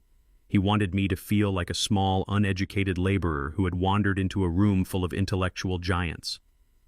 He began his questioning by asking me to state my name and occupation for the official record. I told him my name was Julius Holloway and that I owned a construction company. He smiled a thin, patronizing smile. He asked me to describe my income. He used the word modest repeatedly. He asked if it was true that I spent most of my time doing physical labor in the dirt. He asked if I had ever attended a prestigious university like the one Maya was currently enrolled in. He was trying to paint a carefully crafted picture for the court record. He wanted to show that I was a low-class, bitter man who was deeply jealous of the sophisticated life Richard and Vivian had provided for my daughter. He wanted to establish a motive for my actions based entirely on personal insecurity and financial inadequacy. The lawyer opened a thick folder and pulled out the sworn affidavit Maya had signed. He read aloud from the document, making sure his voice echoed loudly off the sterile white walls. He read the words, financial abuse and emotional abandonment. He read the paragraphs where Maya claimed I had used my money to manipulate her choices and control her freedom. He asked me if I felt threatened by Richard Kensington. He asked me if canceling my daughter's tuition was a petty act of revenge because I realized I could never give her the social status that her new stepfather could effortlessly provide. He painted Richard as the heroic, wealthy savior and me as the spiteful, deadbeat father who was trying to ruin a beautiful wedding out of pure spite. Every single question was designed to provoke me. He wanted me to slam my fists on the table. He wanted me to raise my voice and sound like an angry, unreasonable old man. He wanted to prove that I was exactly the hostile monster Maya had described in her fabricated statement. If I lost my temper, I would give them exactly what they needed to win their case. But I did not give him a single ounce of emotion. I remembered what Lawrence had told me. Anger is loud, but true power is completely silent. I answered his insulting questions with short, flat sentences. I said yes. I said no. I did not elaborate. I did not defend my honor because my honor did not need defending against a room full of liars and thieves. I let him talk. I let him fill the sterile room with his arrogant assumptions and his insulting narrative. I sat there like a stone wall, letting his words bounce off me without leaving a single mark. While the lawyer continued his long-winded attempts to humiliate me, I shifted my focus entirely away from him. I turned my head slightly and locked my eyes directly onto Maya. I did not glare at her. I did not look at her with hatred or sorrow. I looked at her with the cold, heavy weight of absolute truth. I stared at the young woman who had taken my money for 26 years and then signed her name to a document calling me an abuser just so her bankrupt stepfather could extort $85,000 from me. I let my silence press down on her chest. For her entire life, I had looked at her with nothing but pride and unconditional love. I had looked at her as my greatest achievement. But now I looked at her as a stranger, I examined her face with the clinical detachment of a contractor inspecting a rotten piece of wood before tearing it out of a building. The lawyer kept talking, asking me about my supposed failure as a father, but I completely ignored him. I just kept my eyes fixed entirely on Maya, letting the heavy silence of my gaze speak louder than any words I could possibly say. The tension in the room began to shift dramatically. The psychological pressure of the room changed completely. The lawyer noticed that his aggressive tactics were having absolutely no effect on me. Richard noticed that I was not backing down or showing any signs of intimidation. But Maya felt it the most. The longer I stared at her, the more incredibly uncomfortable she became. She shifted nervously in her heavy leather chair. She crossed and uncrossed her legs. She reached up to touch the collar of her dress, trying to soothe herself. She was trying desperately to keep her eyes focused on the glass table, but the weight of my gaze was too heavy to ignore. She finally glanced up, and our eyes met for the first time in an entire month. In that single silent moment, she saw exactly what was inside me. She saw that the endless bank account was closed forever. She saw that the father who used to forgive her every mistake and pay for every luxury was gone. She saw a man who knew exactly what she had done and felt absolutely no pity for her. Her breathing became noticeably shallow. Her hands began to tremble slightly on her lap. She looked away quickly, her face turning a pale, sickly color. The reality of the situation was crashing down on her. She realized that I was not afraid of their high-priced lawyer, and I was not afraid of their lawsuit. The opposing lawyer realized his strategy was completely failing. He was trying his hardest to break me, but I was the one breaking his client without saying a single word. He raised his voice, trying to regain control of the room and force me to submit. He asked me directly why I maliciously abandoned my legal and financial obligations to my only daughter. I sat perfectly still. I did not answer him immediately. I let the silence stretch out until it became incredibly uncomfortable for everyone on the other side of the glass table.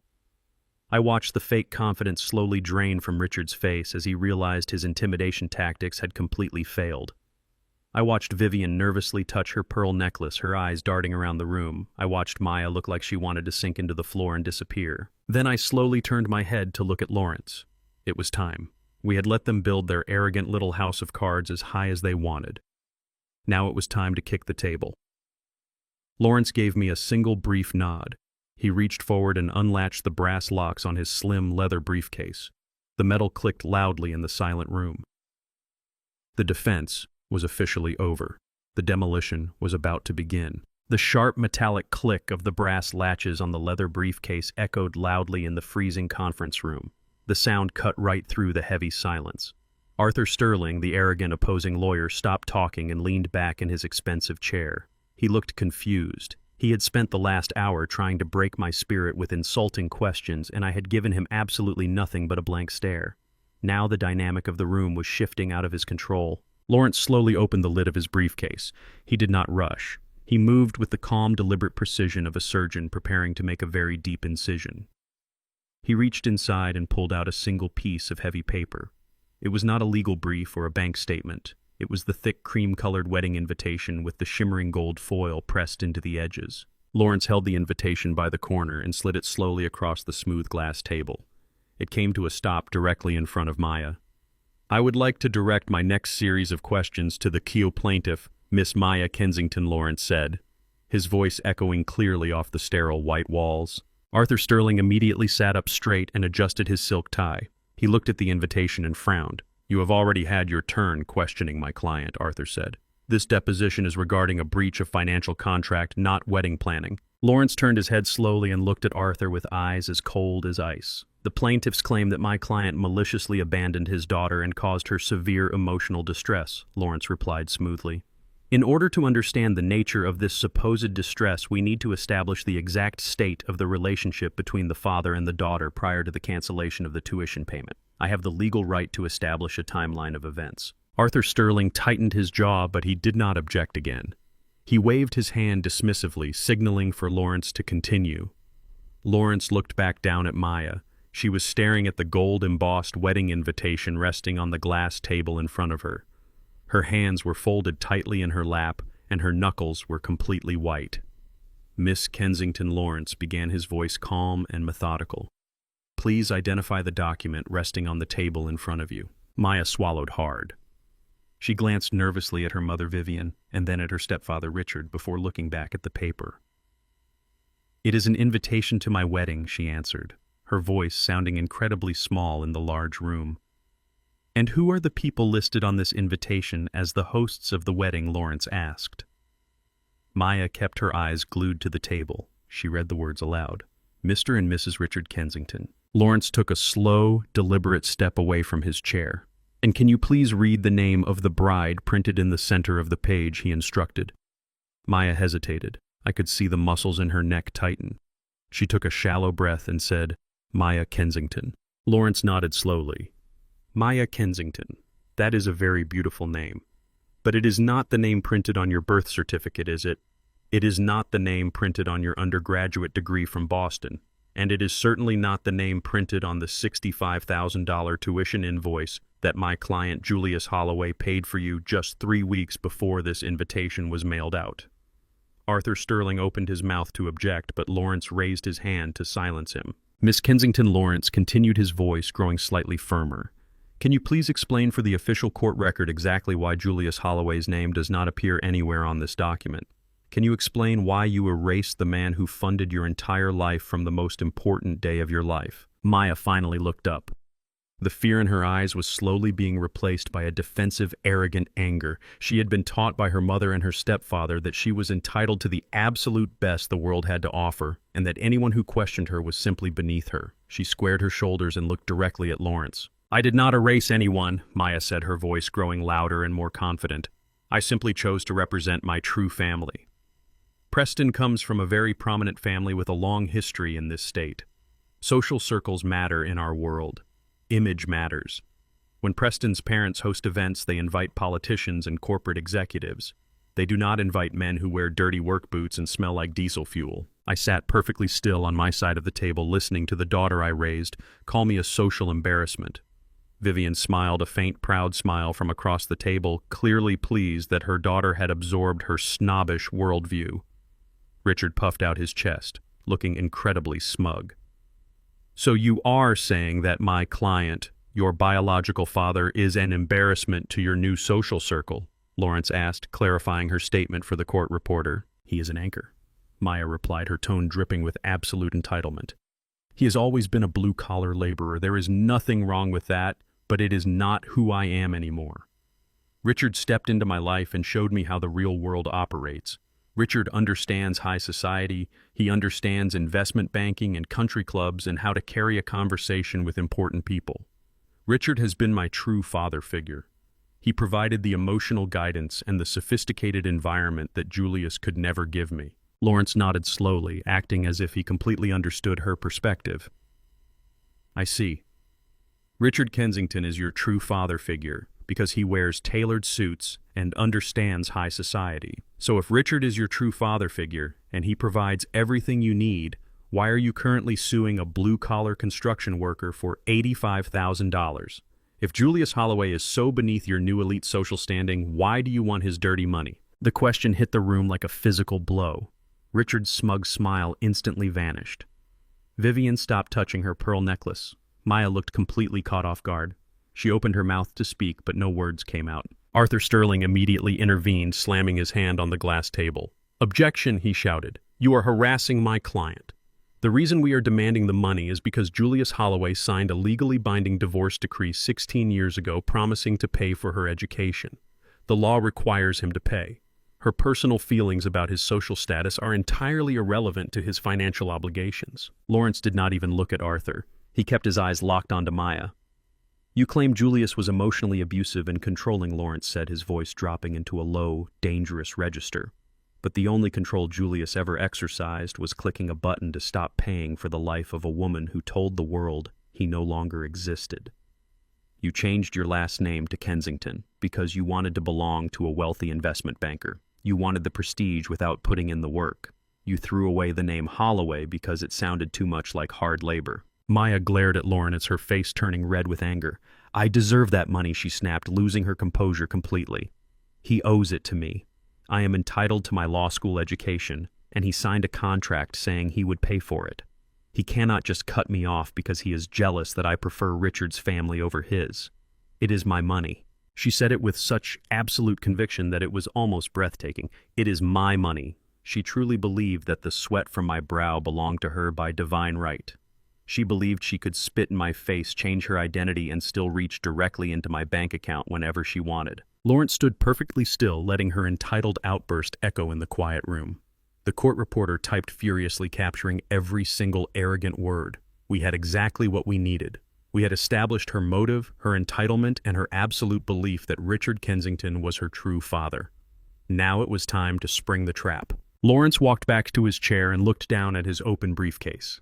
He reached inside and pulled out a second document. This one was heavily stamped with red state certification seals. It was the official family court document that David the accountant had unearthed during his deep background investigation. Lawrence held the document in his hand, but he did not slide it across the table. He looked directly at Maya, his eyes burning with a fierce, ruthless intelligence. "You keep referring to yourself as Maya Kensington," Lawrence said, his voice incredibly calm but carrying a heavy underlying threat. "You told us today that you changed your name to fit in with your new wealthy social circle. You told us that Richard Kensington is your true father figure." Maya crossed her arms over her chest, looking defiant. "Yes, he is," she answered sharply.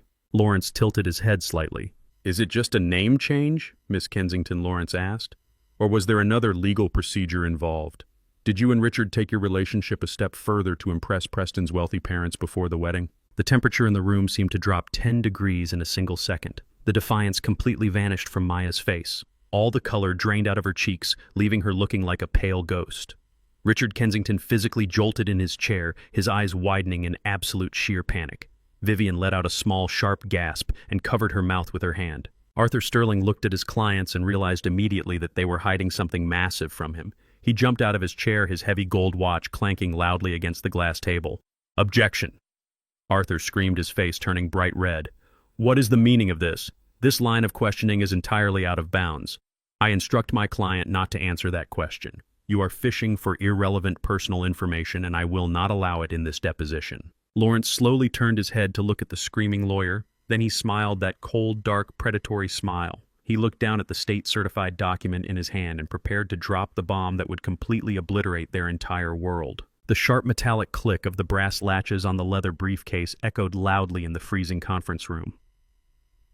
The sound cut right through the heavy silence. Arthur Sterling, the arrogant, opposing lawyer, stopped talking and leaned back in his expensive chair. He looked completely confused. He had spent the last hour trying to break my spirit with insulting questions, and I had given him absolutely nothing but a blank stare. Now the dynamic of the room was shifting rapidly out of his control. Lawrence slowly opened the lid of his briefcase. He did not rush the moment. He moved with the calm, deliberate precision of a surgeon preparing to make a very deep and fatal incision. He reached inside the leather case and pulled out a single thick document. It was heavily stamped with red state certification seals and signed by a superior court judge. Arthur Sterling immediately stood up. His face was flushed bright red with anger. He shouted formal objections and demanded that Lawrence withdraw his previous line of questioning. Lawrence did not withdraw anything. He simply stood there holding the heavy state-certified document. He let Arthur scream until his lungs ran out of air and the room fell silent once again. I watched my ex-wife Vivian reach out with a trembling hand and grab Richard's arm. Her fingernails dug deeply into the fabric of his expensive suit jacket.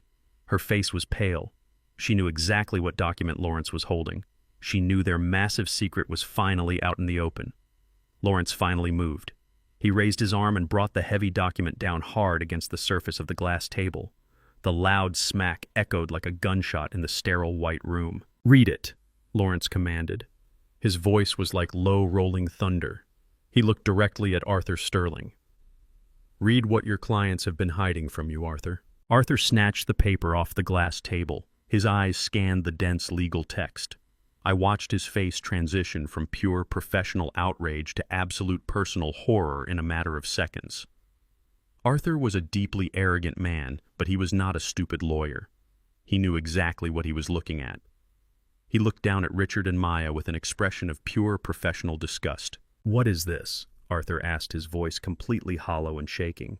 "You told me this was a simple breach of contract regarding a standard divorce decree. You never mentioned this to me?" Lawrence did not let Richard answer the question. "I will tell you exactly what it is," Lawrence said, stepping forward into the center of the room. That is a decree of adult adoption signed and finalized by a superior court judge exactly 6 months ago. The words hung in the freezing air of the conference room. Adult adoption.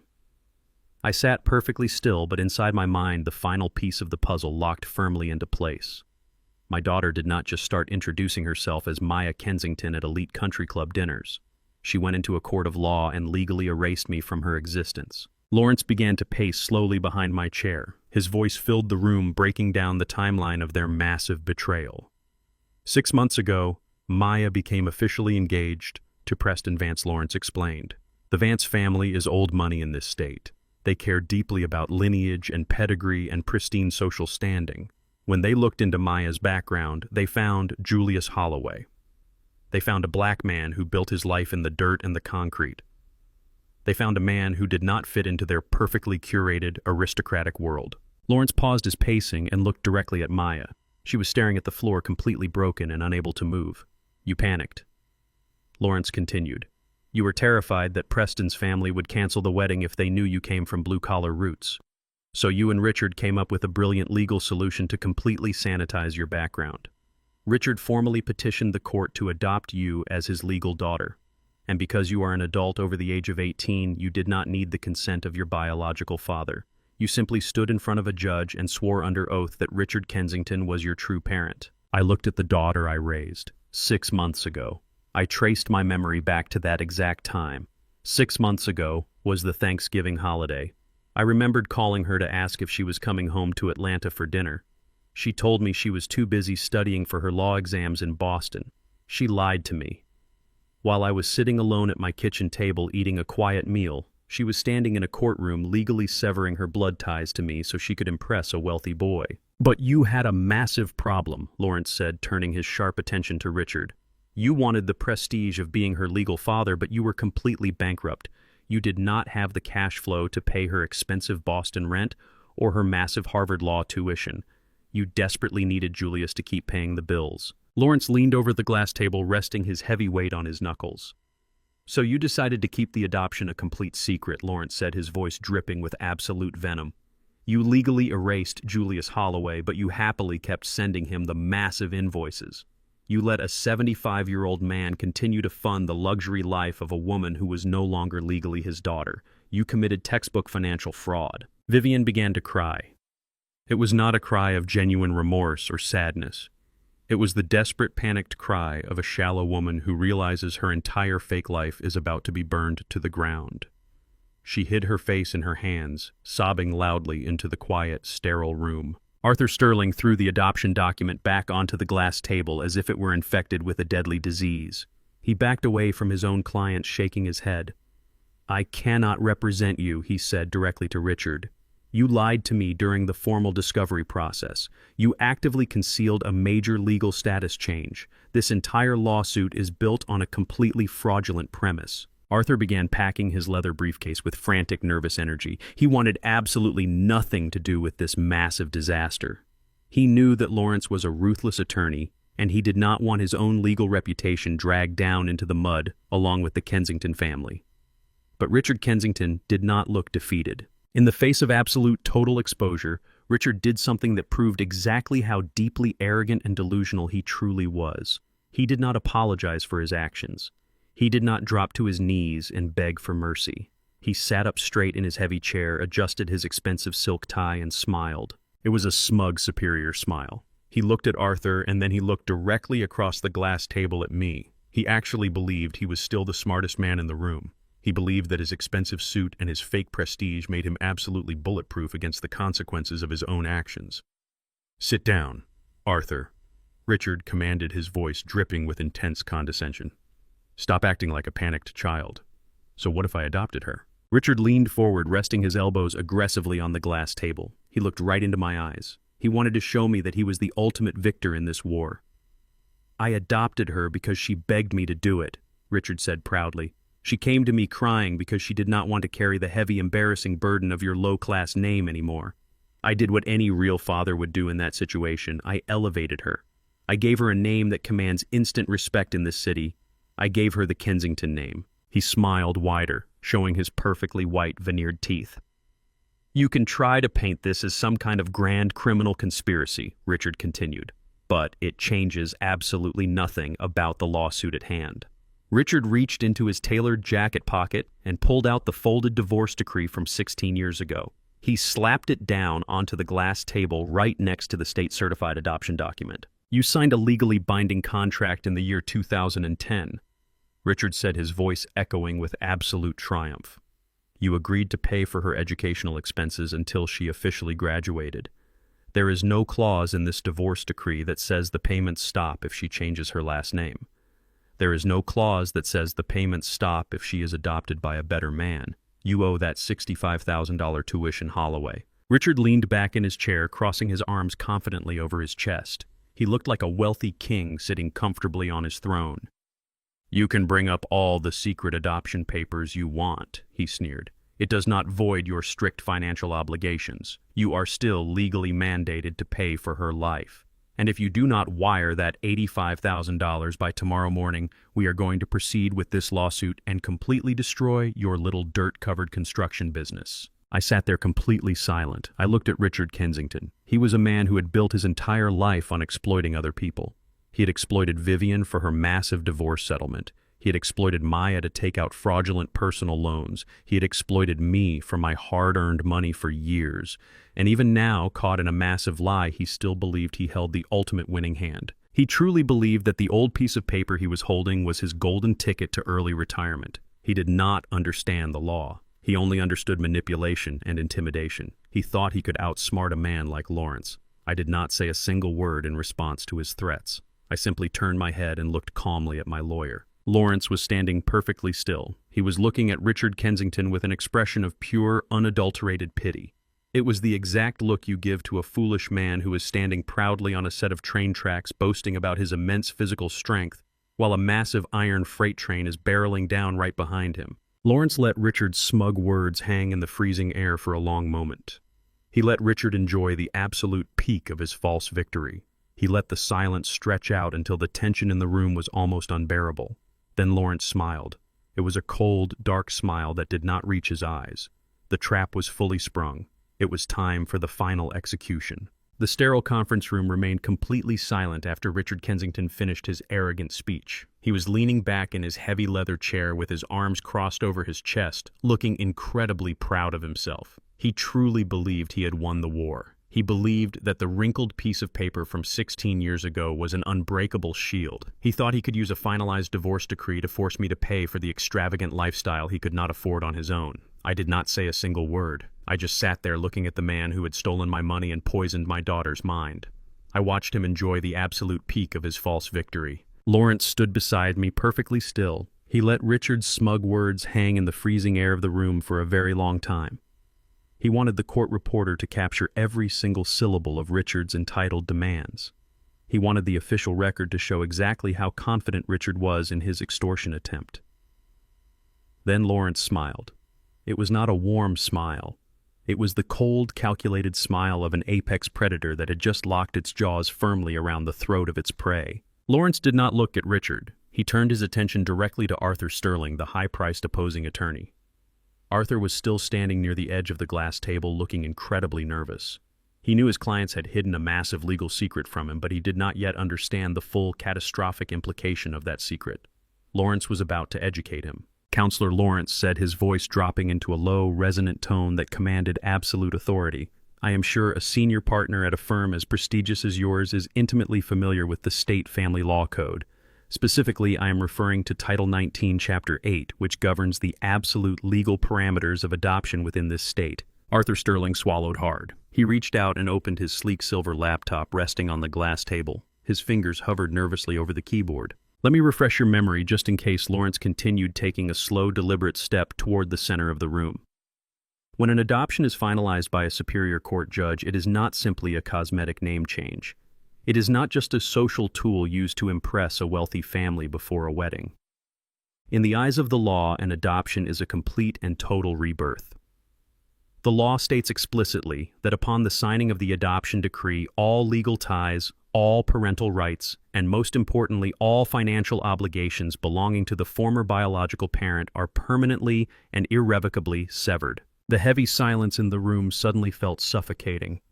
I watched the blood begin to drain from Vivian's face. Her hands started to shake so violently that her pearl necklace rattled against her collarbone. She was not a lawyer, but she was a woman who had spent her entire life surviving on the money of other men. She understood the language of financial obligations perfectly. Lawrence turned his head and looked directly at Richard Kensington. The smug, superior smile on Richard's face was beginning to slip. His eyes darted rapidly between Lawrence and his own attorney, trying to figure out what was happening. When you stood in front of that judge 6 months ago, Richard, you did not just give Maya your last name, Lawrence explained, his voice rising slightly to fill the large room. You formally and legally assumed every single responsibility for her existence. You became her father in every legal and financial sense of the word. And by doing so, you completely legally erased Julius Holloway. Lawrence pointed a long finger at the wrinkled divorce decree resting on the glass table. That document you are holding is entirely worthless, Lawrence stated with absolute finality. The child support and educational mandates outlined in that 2010 divorce decree were completely extinguished the very second the judge struck his gavel 6 months ago. Julius Holloway ceased to be Maya's legal father in November. Therefore, the divorce decree is null and void regarding any and all future expenses for Maya Kensington. Maya let out a small, choked gasp. She pressed both of her hands over her mouth, staring at Lawrence with wide, terrified eyes. The reality of her own arrogant decision was finally crashing down on her head. She thought she was being clever by secretly changing her legal identity to secure her position in high society. She had absolutely no idea that she had actively legally disconnected herself from the only bank account that was keeping her afloat. You are demanding $85,000 for breach of contract, Lawrence said, laughing a short, bitter laugh. There is no contract. You cannot breach a legal agreement that no longer exists. Julius Holloway does not owe you $85,000. He does not owe you $65,000 for her law school tuition. He does not owe you a single dime for her extravagant wedding. My client owes you absolutely nothing. Richard Kensington jumped out of his chair. His face turned a deep, alarming shade of purple. He slammed his manicured hands flat against the glass table. That is a lie. Richard screamed, his voice cracking with pure panic. You are twisting the law. That is not how it works. I adopted her, but he is still her biological father. He still has to pay for her school. Richard turned frantically toward his own lawyer. Tell him, Arthur, Richard demanded. Tell him he still has to pay the tuition. Arthur Sterling did not look up. He was staring intensely at the glowing screen of his laptop. His fingers were flying across the keyboard, typing furiously as he accessed the state legal database. He was pulling up the exact statutes Lawrence had just quoted. The blue light from the computer screen reflected off Arthur's pale, sweating face. The entire room waited in agonizing silence while the high-priced lawyer read the law. I watched Arthur's eyes track back and forth across the screen. I watched his shoulders slowly sink. I watched the arrogant, confident posture completely deflate out of his body. He stopped typing. He slowly pulled his hands away from the keyboard and let them fall to his sides. Arthur finally looked up. He did not look at Lawrence. He looked directly at Richard Kensington. His expression was a mixture of absolute defeat and intense professional fury. He is right, Arthur whispered, his voice trembling slightly.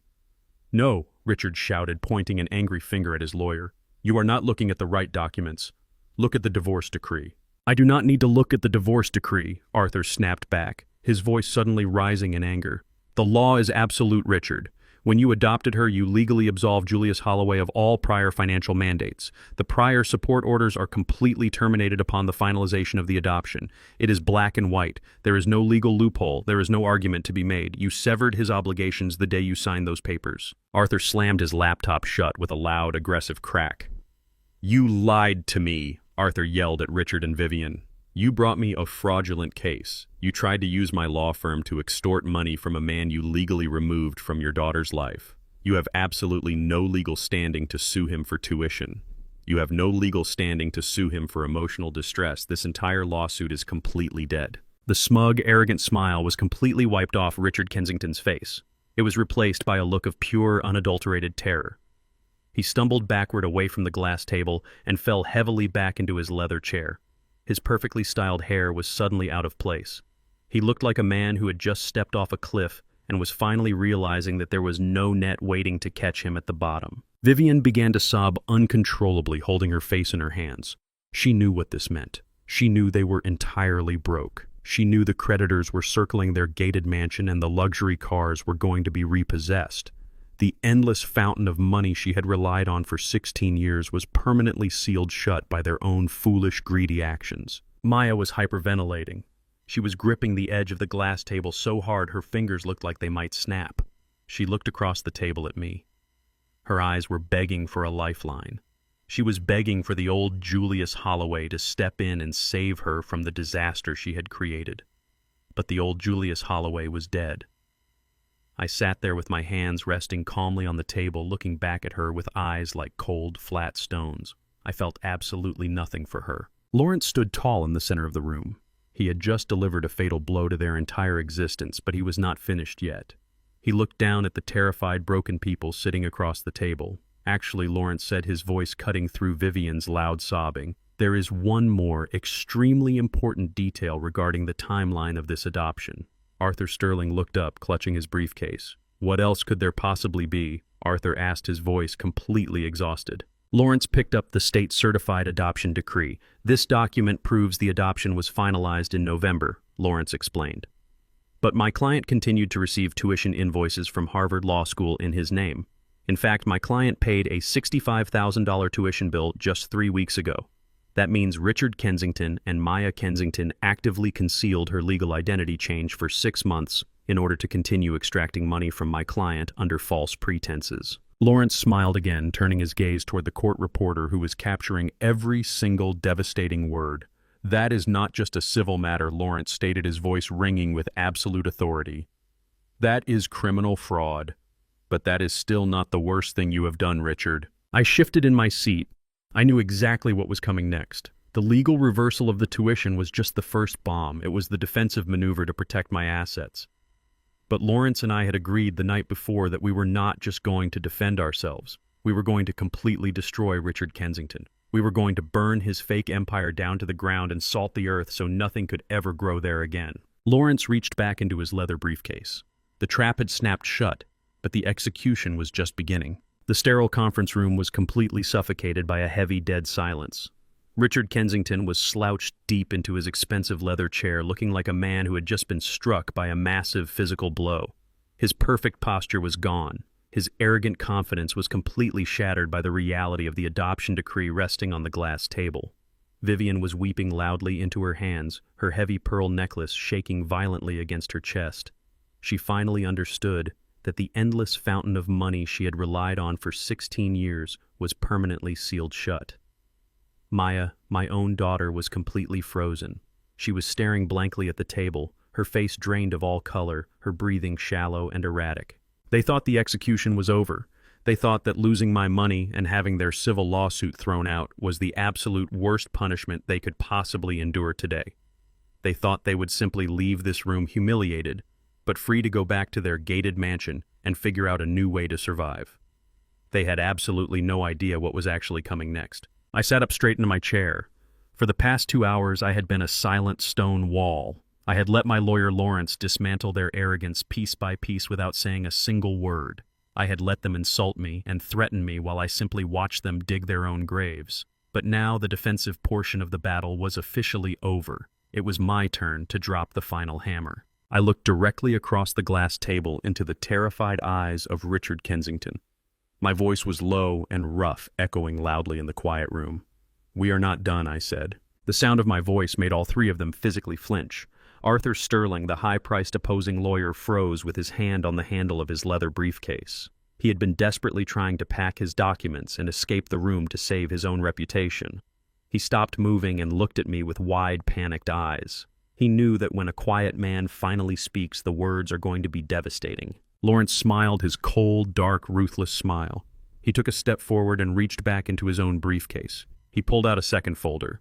This one was not a standard manila envelope. It was bright, glaring red. He placed it gently on the glass table directly next to the adoption decree. "The civil matter regarding the law school tuition is officially closed," Lawrence announced, his voice perfectly calm and measured. "But unfortunately for you, Richard, my client is not just the victim of a fraudulent civil extortion attempt. He is the primary witness to a massive federal crime." Arthur Sterling slowly let go of his briefcase and lowered himself back into his chair. He wiped a thick bead of sweat from his forehead.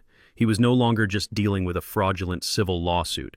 He was sitting in a sealed room with people who were about to be accused of federal felonies. Lawrence opened the red folder. He pulled out a thick stack of dense government forms. 6 months ago, when you legally adopted Maya, your financial situation was already completely ruined, Lawrence explained, looking directly at Richard and Vivian. Your credit was destroyed. The banks had cut you off. You had absolutely no liquid assets, but you still needed to maintain the illusion of extreme wealth.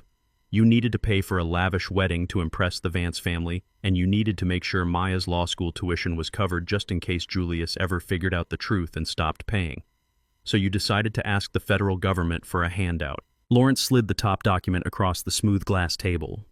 It was a free application for federal student aid, commonly known as a FAFSA form. It was signed and dated just a few weeks after the secret adoption was finalized. Let us look at the financial disclosures on this official federal document, Lawrence said, pointing to the specific lines of text with his pen. According to this form, Richard and Vivian Kensington are living in absolute extreme poverty. You declared under the strict penalty of perjury that your total household income was below the poverty line. You claimed you had zero investments, zero savings, and required maximum government assistance so your newly adopted daughter could continue her legal education at Harvard. I watched Maya stare at the government form. Her hands began to shake uncontrollably. She had signed her name at the very bottom of the page, right next to Richard's signature. She had actively participated in the massive lie. She was studying to be a lawyer, but she had willingly committed perjury on a federal document just to keep up appearances. You begged the government for grants and subsidized loans that are meant for truly desperate, struggling students. Lawrence continued, his voice rising with righteous anger. And the government believed your lies. They approved the application. They sent tens of thousands of taxpayer dollars directly to the university on your behalf. Richard opened his mouth to speak, but he could not form a single word. He was gasping for air like a fish thrown onto dry land. He finally realized that he was not playing a game of family court anymore.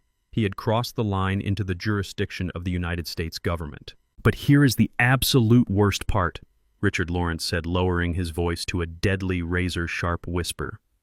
At the exact same time you were telling the federal government that you were completely broke and needed financial aid, you were still actively billing my client for the full $65,000 tuition. You were double-dipping. You were stealing taxpayer money from the Department of Education while simultaneously extorting a blue-collar contractor for the exact same expenses. You took the federal money to pay for your luxury car leases and your country club dues while you expected Julius to pay the actual school. Vivian let out a loud, horrific wail. It was the sound of a woman watching the heavy iron gates of a prison opening up right in front of her. She grabbed Richard's arm, shaking him violently, but Richard was completely catatonic. Maya began to hyperventilate. She clutched her chest, taking short, panicked breaths. She realized in that exact moment that her entire future was completely incinerated. You cannot pass the moral, character, and fitness portion of the state bar exam if you are convicted of defrauding the federal government. She had traded the solid, honest foundation I built for her in exchange for a fake, aristocratic name, and now that name was going to drag her straight into a federal courtroom. We did not just stumble upon these documents yesterday, Lawrence announced, standing tall and victorious at the head of the table. We have had our forensic accountants building this comprehensive file for weeks. We traced every single stolen dollar. We traced the fraudulent personal loans you took out in Maya's name. We traced the federal grants. We have the bank routing numbers, the wire transfers, and the digital signatures. Lawrence paused, letting the absolute terror sink deep into their bones. And we did not keep this information to ourselves, Lawrence stated with absolute terrifying finality. A complete copy of this entire red folder, along with the certified adoption decree and the financial extortion demands you served, my client has already been delivered. Arthur Sterling closed his eyes, knowing exactly what Lawrence was going to say next. The documents were sent to the regional field office of the Federal Bureau of Investigation, Lawrence said, watching Richard's face turn the color of ash. A secondary copy was sent directly to the Office of the Inspector General at the Department of Education. They are currently investigating you for federal wire fraud, bank fraud, and criminal conspiracy to defraud the United States government. The execution was complete. The fake empire Richard Kensington had built was not just knocked over, it was burned to the ground and the earth was salted, so nothing could ever grow there again. I looked at the three of them sitting across the table. They looked like ghosts. They had spent the last month treating me like dirt, treating me like an uneducated laborer who could be easily bullied and manipulated. They thought their tailored suits and their expensive zip codes made them untouchable. They thought a man who works with his hands could never outsmart them. They were wrong. I had spent 40 years learning how to build indestructible foundations, but I also knew exactly where to strike to make a corrupt building collapse under its own weight. I did not need to yell. I did not need to throw a temper tantrum. I just needed the truth and the patience to let them destroy themselves. The court reporter stopped typing. The silence in the room was heavier than concrete. The war was over and they had lost absolutely everything. The revelation of the FBI investigation dropped into the center of the conference room like a heavy, concrete block. For a few seconds, nobody moved or breathed. Then the absolute chaos erupted all at once. Vivian Kensington completely lost whatever remaining grip she had on reality. The sophisticated high society facade melted right off her face. She began to scream. It was a loud, piercing sound that echoed violently against the sterile white walls. Her expensive makeup ran down her cheeks in dark, ugly streaks. She gripped the edge of the heavy glass table so tightly that her knuckles turned stark white. She knew that her life of luxury was completely over. She knew the bank was going to lock the doors to her massive gated mansion, and the leasing companies were coming to tow away her expensive cars. Richard Kensington snapped out of his catatonic state and went into a sudden wild panic. His eyes darted around the room like a trapped animal looking for a way to escape a burning building. He lunged forward across the glass table. He stretched his arms out desperately, trying to grab the red folder that Lawrence had placed there. He actually believed that if he could just snatch the physical papers, he could somehow stop the federal government from coming after him. It was the pathetic, delusional reaction of a man who was completely broken. Lawrence did not even flinch. He simply reached out with one massive hand and pulled the red folder safely out of Richard's reach. Richard slipped on the smooth glass and collapsed hard against the edge of the table, knocking over a pitcher of ice water. The cold water spilled everywhere, soaking the sleeves of his expensive tailored suit. Arthur Sterling, the high-priced defense attorney, wanted absolutely nothing to do with this disaster. He was shoving his legal pads and his pens into his leather briefcase with frantic, aggressive energy. He was muttering curses under his breath, swearing that he would have Richard disbarred from every country club in Atlanta. He wanted to run out of the building and scrub his hands clean of the entire Kensington family. Right in the middle of this massive screaming panic, the heavy oak door of the conference room suddenly swung open. The loud click of the door handle momentarily cut through the chaos. Everyone turned to look. Standing in the doorway was Preston Vance. Preston had been waiting outside in the luxurious reception area. He was supposed to be the wealthy, confident fiancé waiting patiently while his future father-in-law put the poor, uneducated construction worker back in his place. He had expected Richard to walk out of this room holding a check for $85,000. Instead, he heard the muffled sounds of Vivian screaming and the loud crash of the water pitcher falling over. He stepped into the freezing room looking completely annoyed and confused. He was wearing his crisp pastel polo shirt and his perfectly pressed khaki slacks, looking entirely out of place in a room filled with destroyed lives. "What in the world is going on in here?" Preston demanded. His arrogant voice carried over the sound of Vivian's loud sobbing. He looked at Richard, who was draped over the table with soaking wet sleeves. He looked at Maya, who was sitting completely frozen in her chair, staring blankly at the wall. Then he looked at me. He expected me to be the one causing a scene. He expected me to be yelling and throwing a temper tantrum.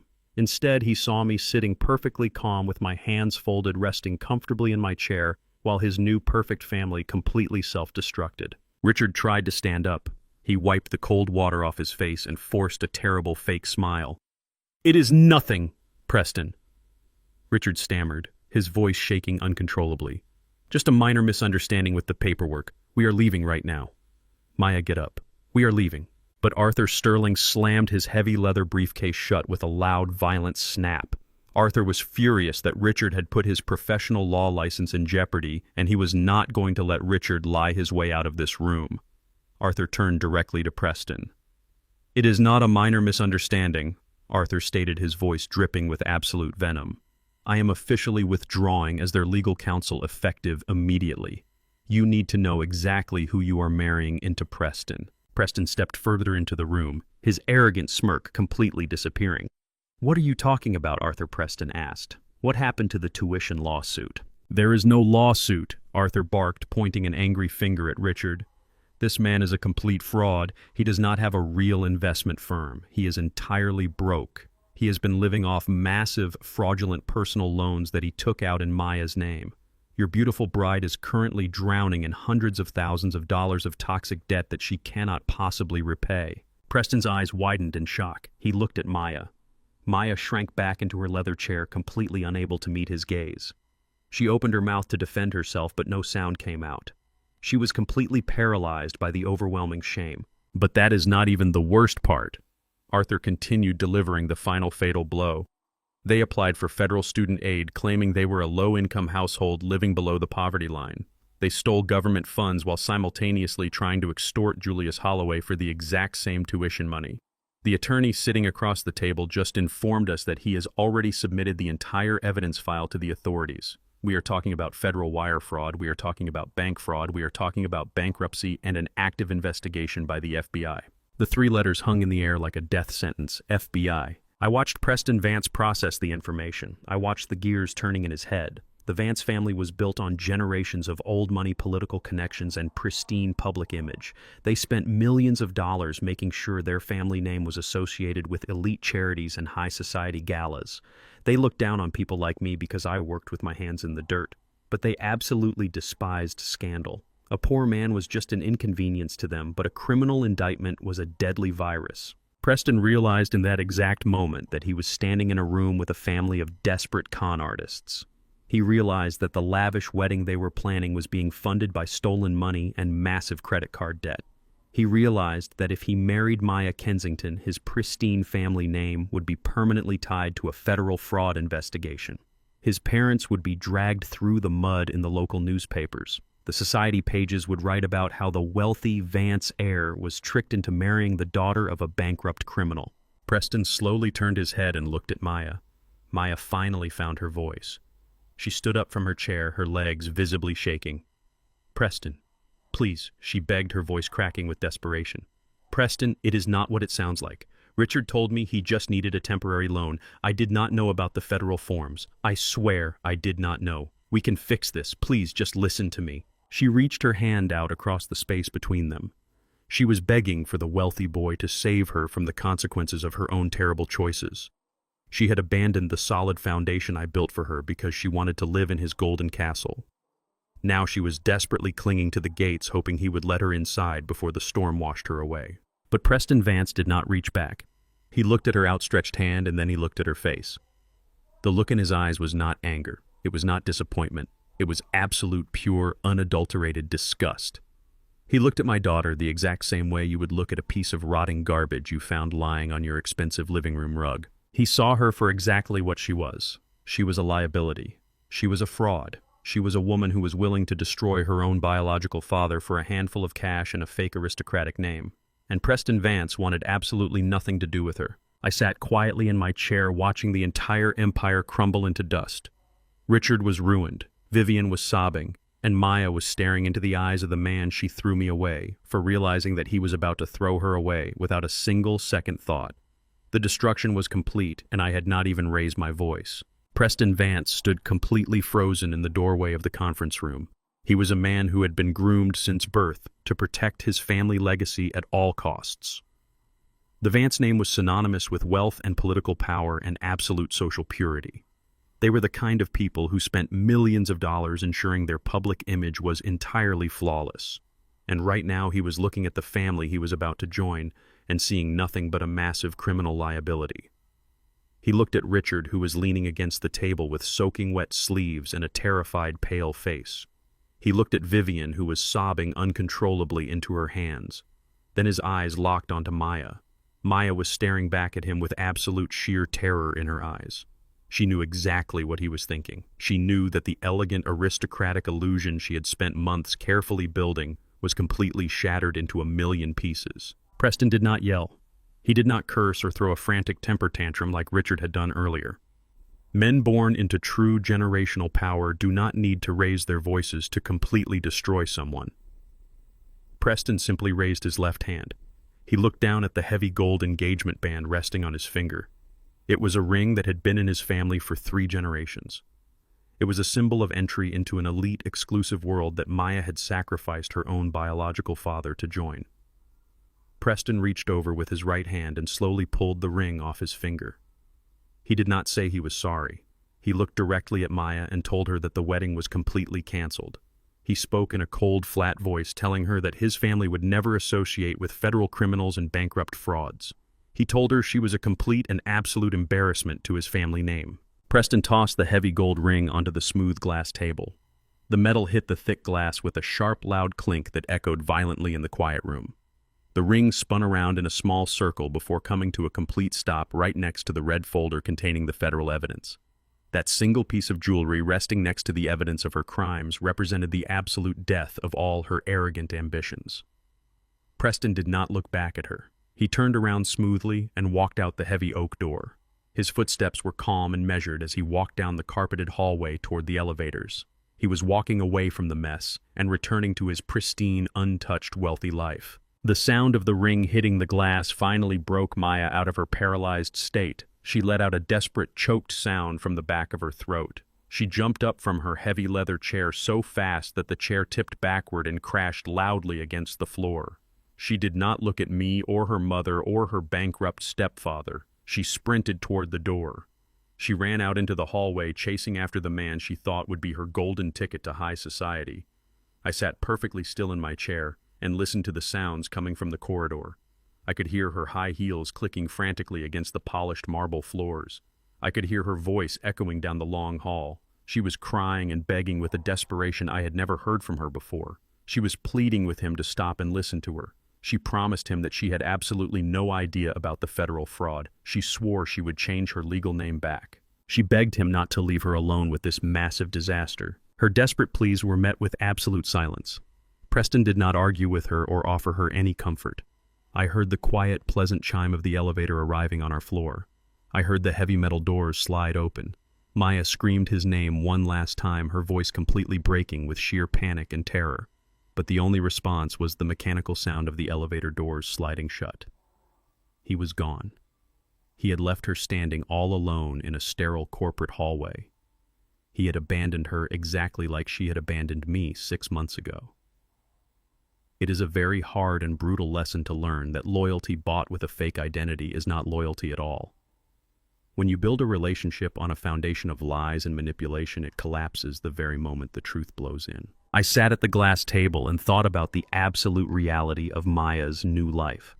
She had woken up this morning as Maya Kensington, the arrogant bride-to-be. She had a $100,000 wedding planned at a botanical garden.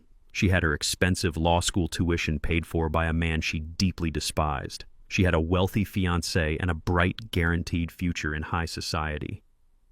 But in the span of just 2 short hours, every single piece of that fake life had been completely incinerated. She no longer had a wealthy fiancé to protect her from the real world. The wedding was permanently canceled, and she would have to face the humiliation of everyone she knew finding out why. She no longer had the financial support of Julius Holloway because she had legally erased me from her existence. She had absolutely no way to pay for her final year at Harvard Law School. Her academic career was essentially over today, but the absence of those things was not even her biggest problem. Her biggest problem was the desperate, broken man sitting across the table from me. She had legally chosen Richard Kensington to be her father. She had bound herself to a man who was completely bankrupt and ruined. Her own personal credit was entirely destroyed because Richard had taken out hundreds of thousands of dollars in high-interest loans using her pristine name. The predatory lenders were going to come after her for that money. She would not be able to rent an apartment or buy a car or even get a basic credit card. And hanging over all of this financial ruin was the massive dark shadow of the federal government.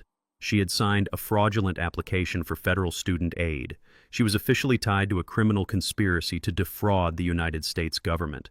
She was going to have to hire her own expensive defense attorney just to keep herself out of a federal prison. Law firms conduct deep background checks and moral character evaluations on their new associates. Even if she somehow managed to finish school, no legitimate law firm would ever hire a woman convicted of federal wire fraud.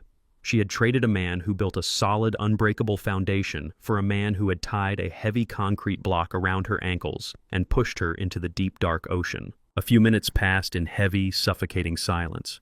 The only sound in the room was Vivian Kensington continuing to cry softly and pathetically into her hands. Richard was staring blankly at the spilled water on the glass table, his mind completely broken by the reality of his own destruction. Then the heavy oak door slowly pushed open. Maya walked back into the conference room. She did not look anything like the arrogant, entitled woman who had sat down at this table 2 hours ago. Her posture was completely shattered. Her shoulders were hunched forward as if she were carrying a massive physical weight. Her hair was messy and her face was deeply stained with dark running makeup and tears. She walked slowly, dragging her feet across the carpet as if every step required a massive amount of physical effort. She looked like a weary survivor crawling out from under the heavy smoking wreckage of a collapsed building. She walked over to her side of the table and slowly picked up her heavy leather chair from the floor. She sat down heavily, sinking into the leather. She did not look at Richard, the man she had proudly claimed was her true father figure. She did not look at Vivian, her mother, who had dragged her into this shallow, materialistic world. She slowly lifted her head and looked directly across the glass table at me. The fake, aristocratic mask of Maya Kensington was completely gone. Staring back at me was just a broken, terrified little girl who had finally realized the massive, catastrophic scale of her own mistakes. She looked at me with wide, wet eyes that were desperately begging for salvation. She wanted me to fix it. She wanted the old Julius Holloway, the man who had always protected her, to reach into his pocket and pay off the debts and make the bad men go away. She wanted me to tell her that everything was going to be fine, but she was looking at a man who no longer had a daughter. The quiet, unyielding silence between us confirmed that her punishment was absolute and permanent. The heavy oak door clicked shut behind Preston Vance, leaving behind a silence so absolute that it felt like a physical weight pressing down on the room. The grand illusion was completely over. There were no more threats to be made and no more legal documents to wave around. Richard Kensington remained slumped over the glass table, his expensive suit ruined by the spilled water, his eyes fixed on nothing at all. He was a man who had finally reached the absolute dead end of his lifelong con. Vivian was still weeping, but her cries had turned into weak, pathetic hiccups. She had spent her life chasing the highest bidder, and now she was permanently tied to a sinking stone. I sat quietly in my chair and watched the dust settle over the ruins of their lives. I did not feel a sense of triumphant joy. I did not feel the urge to stand up and gloat. When you spend your life building things, you understand that demolition is sometimes necessary, but it is never something to celebrate. It is simply the harsh, violent work required before you can pour a clean new foundation. Maya slowly pushed herself up from her heavy leather chair. Her legs were shaking so badly she had to grip the edge of the glass table just to keep herself standing. She looked absolutely nothing like the arrogant, sophisticated woman who had walked into this legal office 2 hours ago. Her posture was completely broken. Her face was streaked with dark, ruined makeup, and her eyes were swollen and red from crying. She slowly walked around the long glass table, taking small, hesitant steps toward me. She stopped a few feet away from my chair. She looked down at me, and the silence stretched out between us. I looked back at her. I searched my heart for a spark of the old, familiar love I used to carry for her. I searched for the instinct to reach out and pull her into a hug and tell her that I would fix everything. But that part of my heart was completely empty. The fire had been entirely starved of oxygen, and now there were not even any embers left to blow on. She had made sure of that when she signed that sworn affidavit calling me a monster. She began to cry again. It was a deep, agonizing sob. "Dad!" She whispered, her voice cracking and breaking with every single syllable. "Please, I am so sorry. I was stupid and I was blind. I did not know about the federal money. I did not know how bad it was. Please, help me fix this." She reached her hand out toward me, trembling violently. "I will change my name back," she pleaded, the tears falling freely down her face and dripping onto the carpet. "I will go to the courthouse tomorrow. I will be Maya Holloway again. I will do whatever you want. Just please do not leave me here with them. I am so scared. Please, Dad. You are the only one who can help me." I listened to her desperate words. I listened to her offer to trade her legal identity back to me as if it were a cheap piece of clothing she could just return to the store when it no longer fit. She still did not understand the true weight of her actions. She thought my love and my money were things she could just turn back on with a few tears and a hollow apology. She thought the foundation I had built for her was still standing, just waiting for her to come back home. I placed my hands on the armrests of my chair and slowly pushed myself up to a standing position. I am a tall man, broad-shouldered from decades of hard labor, and I towered over her in that freezing room. I looked down into her terrified, weeping eyes. I did not raise my voice. I did not show her any anger or bitterness or spite. I looked at her with the absolute chilling emptiness of a stranger. I reached down and slowly buttoned the center button of my dark suit jacket. The movement was calm and deliberate. "I am Julius Holloway," I said, my voice steady and cold, echoing softly in the quiet room. "I do not have a daughter named Kensington." Maya let out a sharp, devastated gasp as if I had just driven a knife directly into her chest. She took a step backward, her hands flying up to cover her mouth. "You made your choice," I continued, looking right through her. "You chose the man you wanted to call your father. You chose the family you wanted to represent. And you chose to sign your name to a document trying to destroy my life for $85,000. I am not a bank, and I am not a backup plan. If you need a lawyer to keep you out of federal prison, I suggest you ask your father for help." I turned away from her completely. I did not wait to hear her response. I did not look back at Vivian or Richard. I looked at Lawrence, my oldest friend and my brilliant attorney. I gave him a single respectful nod. He nodded back, his expression serious and satisfied. The job was done. The structure was leveled. I walked toward the heavy oak door. I opened it and stepped out into the quiet carpeted hallway, leaving them all behind in the freezing meat locker of a conference room. I walked down the corridor and pressed the button for the elevator. The metal doors slid open. I stepped inside and rode the car all the way down to the ground floor. I walked across the polished marble lobby of the downtown high-rise, avoiding the stares of the men in their expensive tailored suits.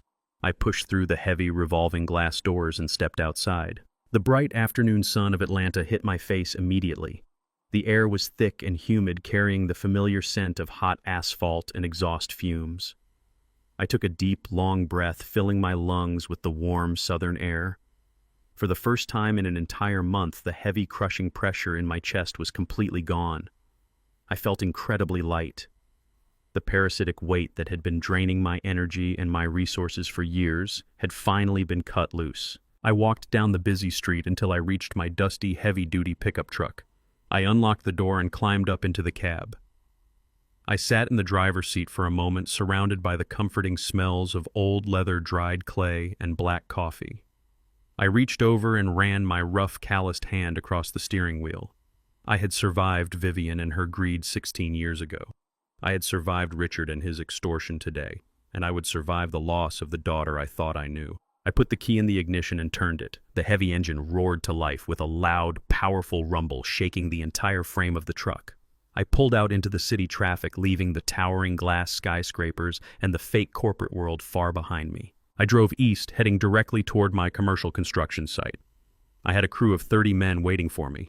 We had a massive concrete foundation to pour before the sun went down. The world was still turning, and there was still honest work to be done. I drove through the streets of the city I helped build, ready to start a brand new chapter of my life, entirely on my own terms. The storm had passed. The toxic debris had been cleared away. The ground was finally solid again.